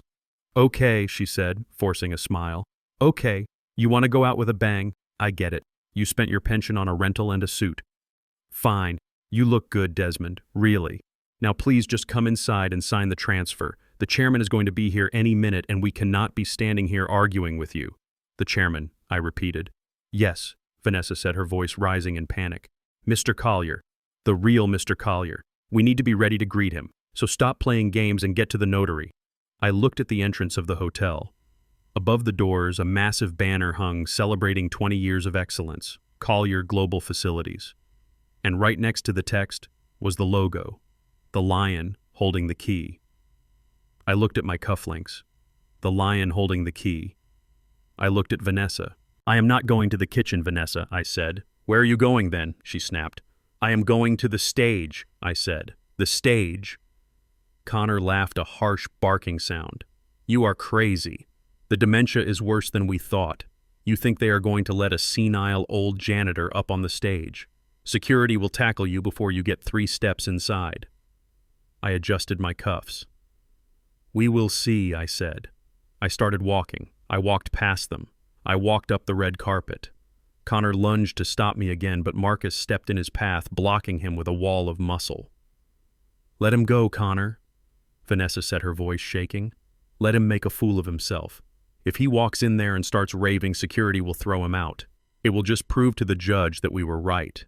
It will prove he is insane." I heard them behind me. They were following me like vultures, waiting for the animal to fall. I reached the brass doors. The doorman, a man I had employed for 15 years named Henry, was standing there. He looked at me. He looked at the suit. He looked at the face he had not seen in 5 years. His eyes went wide. He recognized me. "Mr. Collier," he gasped. "Sir, welcome back." "Thank you, Henry," I said. "Good to see you. How is the hip?" "Much better." Sir Henry stammered, pulling the door open wide. "Much better." I walked into the lobby. The noise of the party washed over me. The clinking of glasses, the jazz music, the hum of hundreds of conversations. Vanessa and Connor hurried in behind me. They did not hear Henry greet me. They were too busy whispering to each other. "Just keep close to him," Connor whispered. "The moment he starts acting weird, we signal security." I walked through the lobby. Heads turned. People stopped talking. They did not know who I was, but they knew power when they saw it. I walked with a purpose. I walked with the stride of a man who owns the floor he is walking on. I headed straight for the ballroom. "Desmond, wait!" Vanessa hissed, running to catch up. "The notary is that way." "To the left. You are going the wrong way." I kept walking. "No, Vanessa," I said without looking back. "I am going exactly where I need to go." We entered the ballroom. It was magnificent. A sea of tables covered in white linen. A massive stage at the front with a podium and a microphone. On the screen behind the stage, a video was playing. It was a montage of the company's history.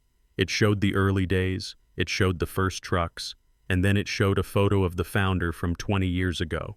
It was a black and white photo of a younger man, a man with a determined look in his eyes, a man standing next to a Ford truck. I stopped. Vanessa bumped into me. "Move," she said. "You are blocking the—" She stopped. She looked at the screen. She looked at the photo.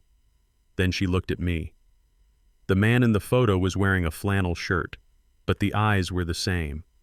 The jawline was the same. She let out a small, strangled sound. "Connor," she whispered. "Connor, look at the screen." Connor looked. He squinted. "That is the founder," he said. "That is D. Collier. So what? Look at him." "Connor," Vanessa screamed. "Look at his face." Connor looked at the photo. Then he looked at me. The blood drained from his face so fast he looked like a ghost. "No," he whispered. "No, that is impossible." I turned to face them. The ballroom was loud, but in our little circle the silence was absolute. "You were looking for the chairman," I said, my voice calm and cold. I unbuttoned my jacket. I reached into my inner pocket. Connor flinched as if I were pulling a gun. I pulled out a pen, a gold fountain pen. "You wanted a signature," I said. "You wanted D. Collier to sign over the stock." I took a step closer to Vanessa. She was trembling so hard her jewelry rattled. "You said without you I was trash. You said I was nothing." I leaned in close. "But you forgot to check who signed your paychecks, Vanessa. You forgot to check whose name is on the building." I turned away from them and started walking toward the stage. "Security!" Connor screamed. "Security, stop that man!" 2 guards started to move toward me, but then they saw Marcus behind me, and then they saw the screen, and then they stopped. I walked up the stairs to the stage. The music stopped. The room went silent. 500 people turned to look at me. I walked to the podium. I adjusted the microphone. I looked down at the crowd. I found Vanessa and Connor standing near the entrance, frozen in horror. I smiled. "Good evening, everyone," I said. "My name is Desmond Collier, and it is time to take out the trash." I stood there under the white heat of the spotlight, feeling the weight of 500 pairs of eyes pressing against me. The silence in the Grand Plaza ballroom was so thick you could hear the soft hum of the air conditioning and the frantic, shallow breathing of the 2 people standing at the foot of the stage. Vanessa was trembling so hard the sequins on her gold dress looked like a shimmering lake of fire. Connor looked like he had been turned to stone, his face a ghostly mask of gray. I didn't let them breathe. I didn't give them a second to recover their lies. I turned my head slightly toward the tech booth at the back of the hall and gave a single sharp nod. "If you want to know who is really running this company," I said, my voice echoing like thunder through the speakers, "look at the screen." The massive LED wall behind me flickered. The celebratory montage of the company's 20-year history vanished. In its place, a grainy, high-definition video appeared. It was the view from the supply closet on the 12th floor. The timestamp showed 3 nights ago. The crowd gasped as Vanessa appeared on the screen. She wasn't the polished director they knew.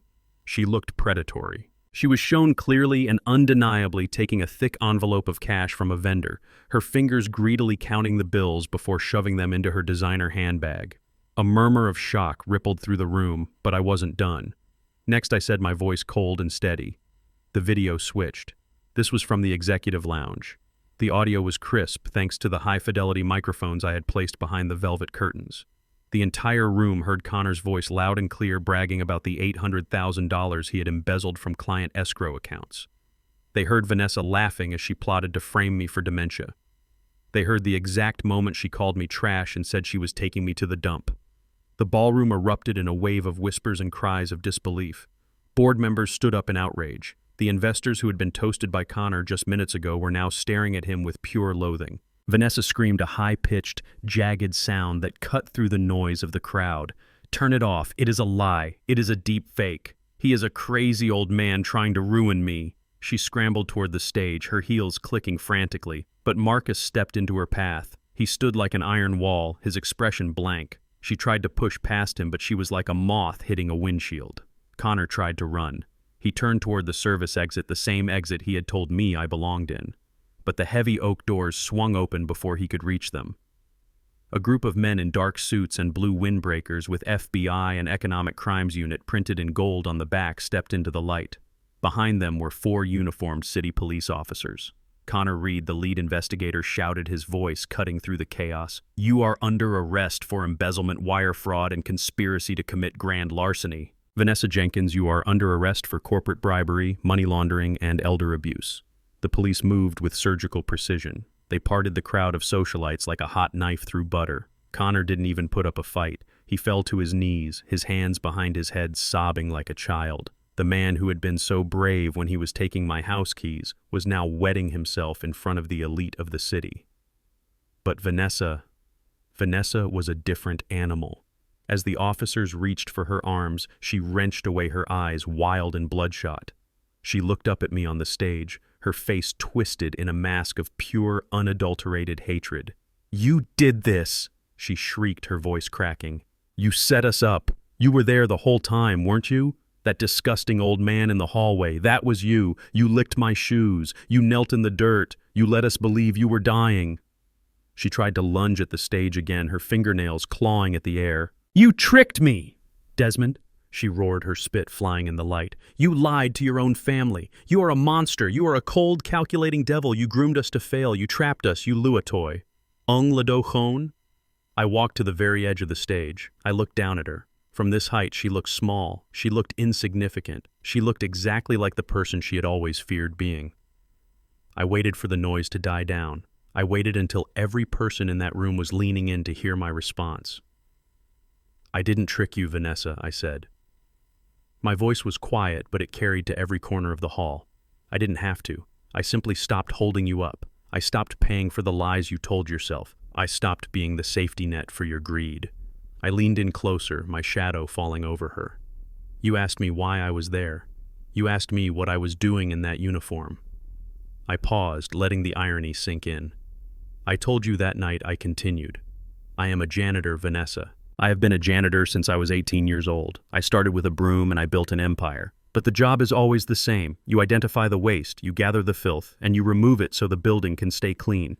Vanessa was shaking now, the tears streaming through her heavy makeup, leaving black streaks down her face. She looked like a broken doll. "I am not a monster, Vanessa," I said, my voice as cold as a winter grave. "I am just a man who knows how to do his job.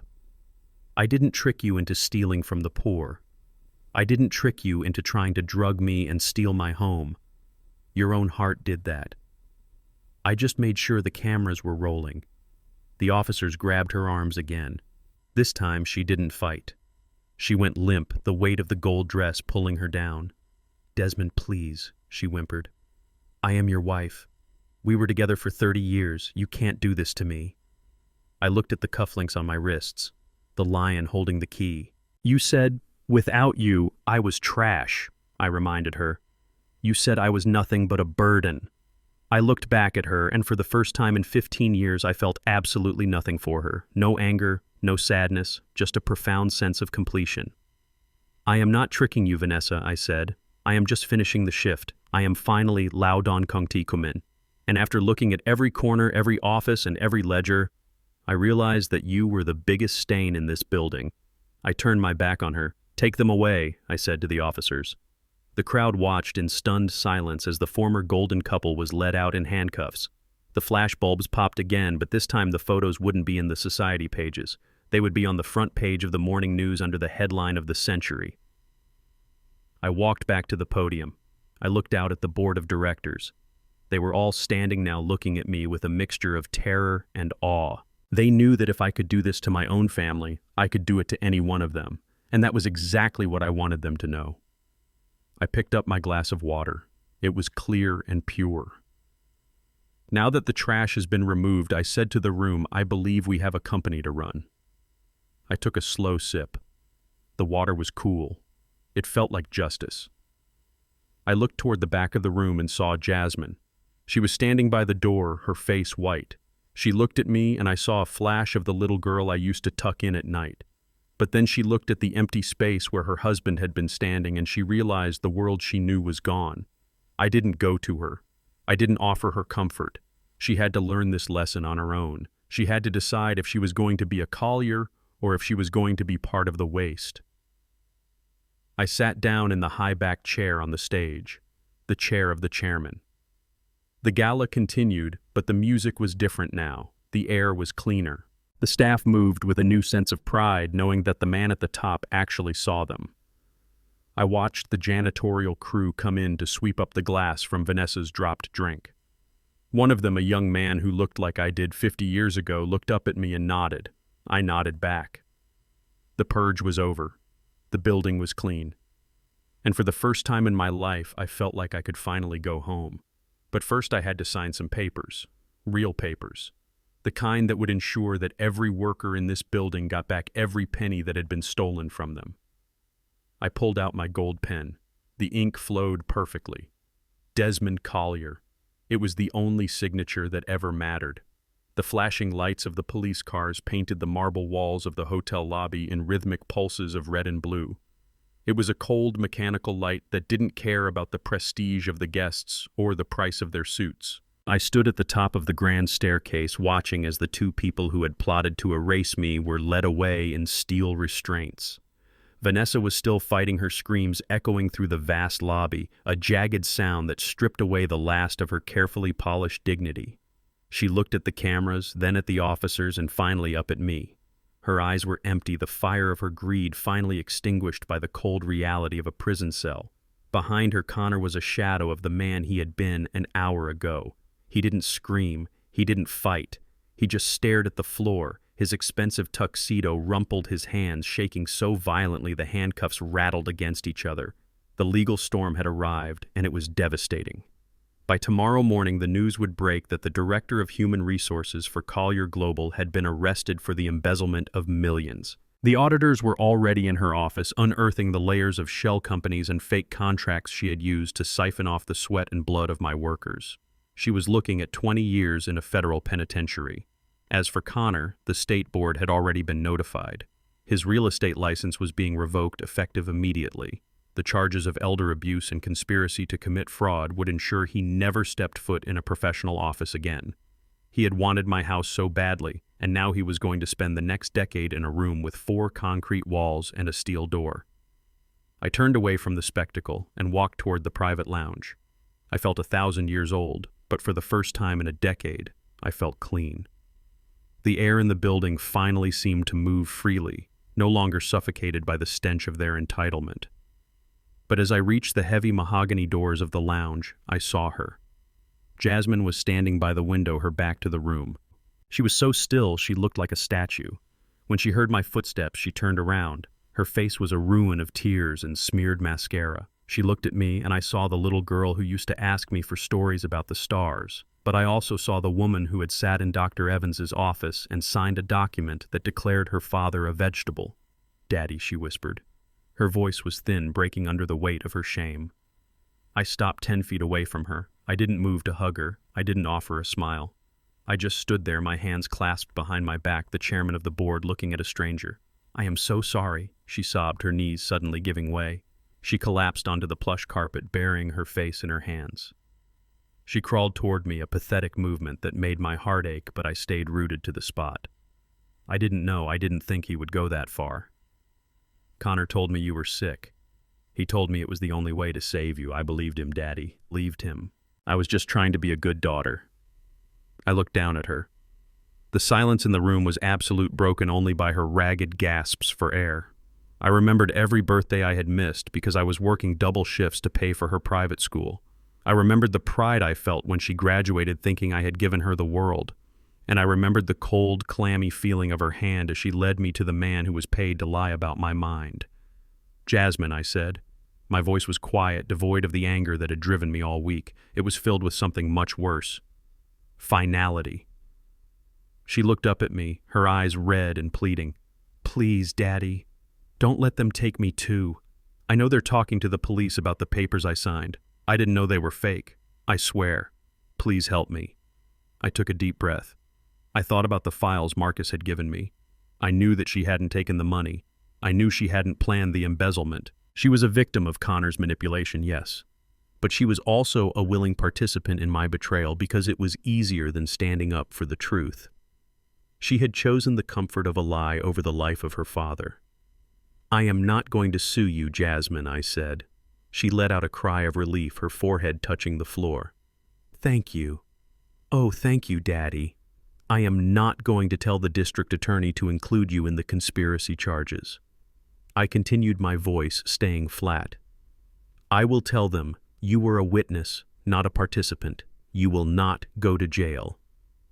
She started to babble her thanks, reaching for the hem of my trousers, but I stepped back. But do not mistake my mercy for forgiveness, I said. The relief on her face froze. You sat in that room and you watched a man try to kill my spirit. You knew me for 32 years, Jasmine. You knew I was a Marine. You knew I built this company from a single truck. And yet, you let a man like Connor tell you that I was a child. You traded my dignity for a peaceful house. Daddy, I was scared, she whimpered. We are all scared, Jasmine, I replied. But some of us choose to be brave. You chose to be a coward, and cowards cannot handle the weight of the Collier name. I walked over to my desk and picked up a single sheet of paper. It was a legal notice I had signed an hour ago. Effective immediately, I am cutting off all financial support, I said. I have closed the trust fund, the credit cards have been deactivated, the car you drive is registered to the company, and I want the keys on this desk tonight. The house Connor bought for you with my money is being foreclosed upon as part of the embezzlement recovery. She stared at me, her mouth falling open. But I have nothing. I don't have a job. I don't have any savings. Where will I go? I looked at her, and for a moment I saw the reflection of the janitor she had allowed to be evicted. You will go wherever people go when they have to start over, I said. You are 32 years old, Jasmine. You have an education that I paid for. You have hands that have never known a day of real labor. It is time you learned what it means to earn your place in this world.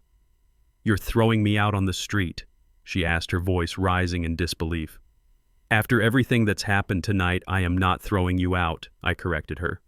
I am setting you free, free from the money you didn't earn, free from the father you were willing to bury.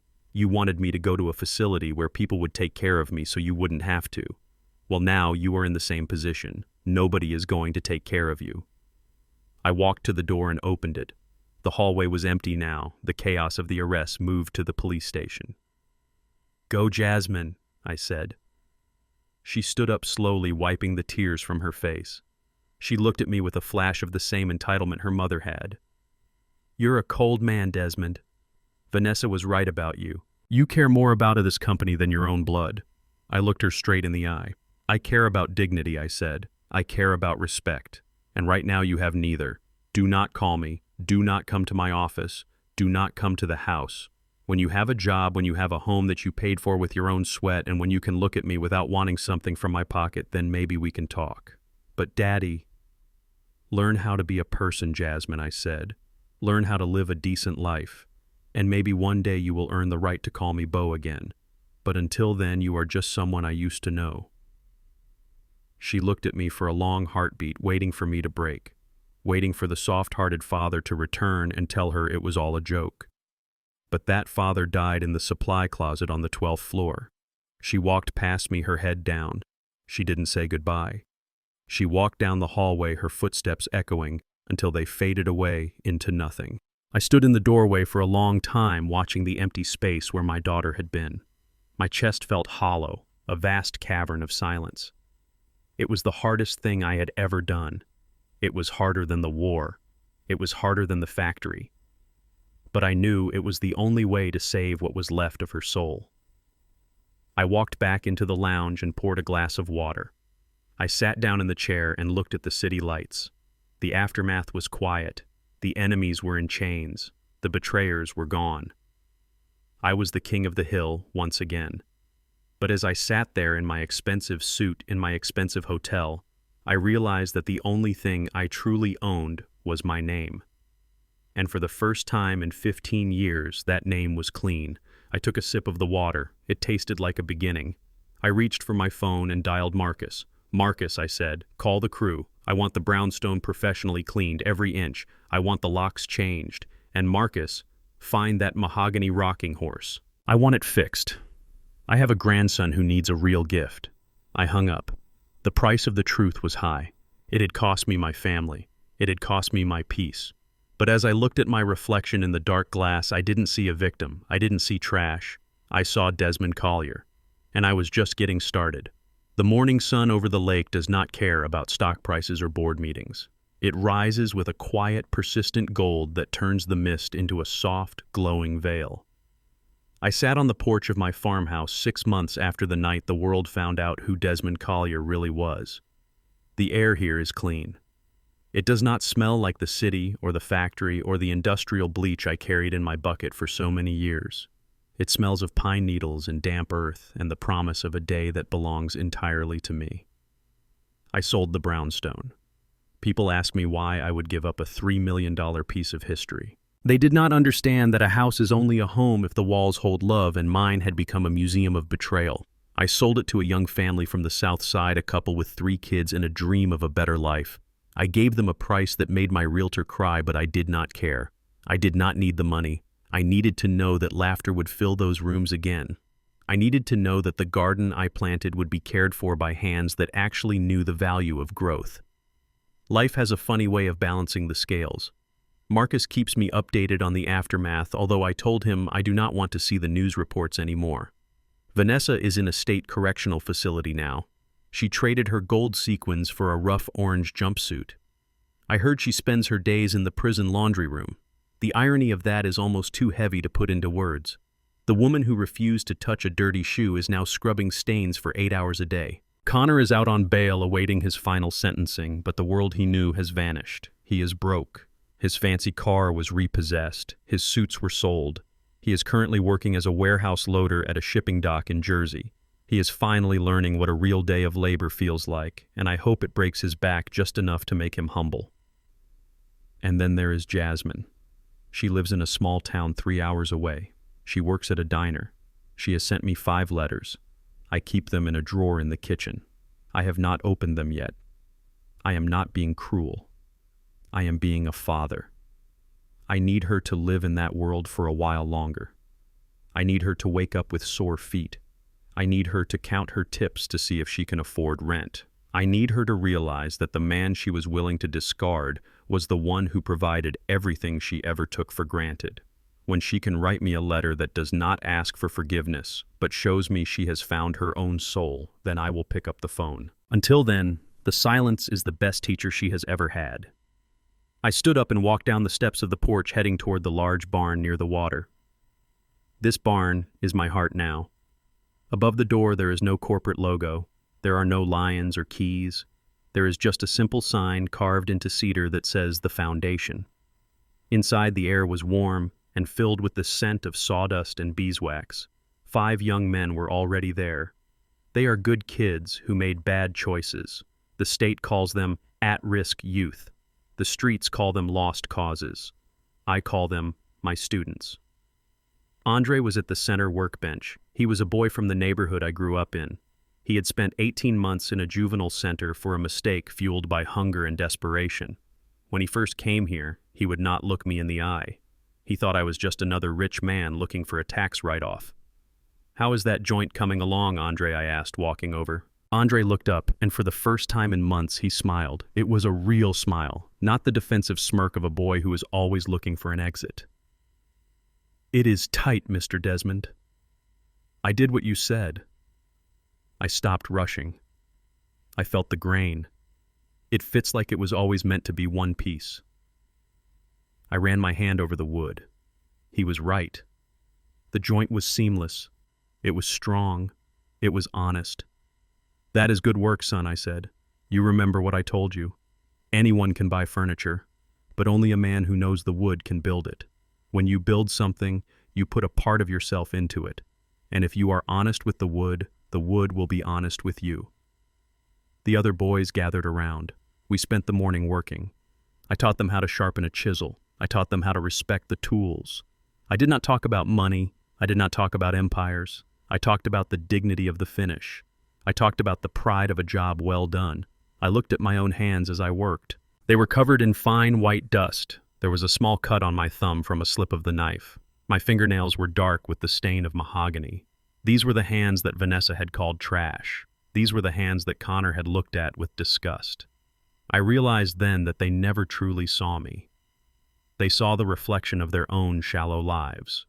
They saw a man who worked and assumed that work was a sign of weakness. They thought that because I was willing to clean a floor, I was beneath them. They thought that because I was quiet, I was empty. They were wrong. I looked out the open barn door at the lake. The water was blue and deep. I felt a peace that I had not known since Sarah was alive. I had lost a house, but I had regained my spirit. I had lost a daughter to a lie, but I was gaining 5 sons to the truth. I thought about the rocking horse. I had fixed it and sent it to Leo for his birthday. Marcus told me that the boy sleeps with it next to his bed. He told me that Leo tells everyone his grandpa is a hero who builds horses out of trees. That is the only title I care about now. As the boys started to clean up for lunch, I stood in the center of the workshop. I looked at the tools hanging on the wall. I looked at the wood waiting to be transformed. They think money makes the man. They think the suit defines the soul. But I know better. I know that the world is built by people who aren't afraid to get their hands dirty. I know that the real power is not in the signature on a check, but in the integrity of the person holding the pen. I am 73 years old. I have been a soldier, a worker, a husband, and a father. I have been a janitor, and I have been a king. And in every role I ever played, I was the same man. I am Desmond Collier.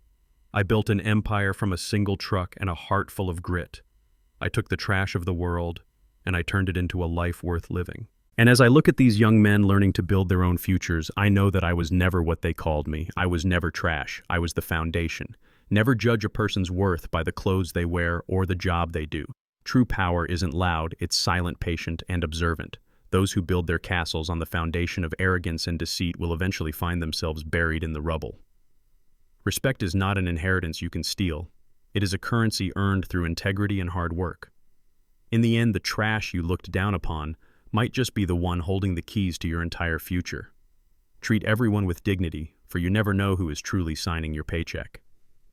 Thank you for listening to the story of Desmond Collier. If you believe that hard work and integrity always win in the end, please hit the like button and subscribe to the channel for more powerful stories of justice. I want to hear from you. What would you have done in Desmond's shoes? Tell me in the comments below and let me know which city or country you are watching from. I love reading your thoughts. See you in the next story.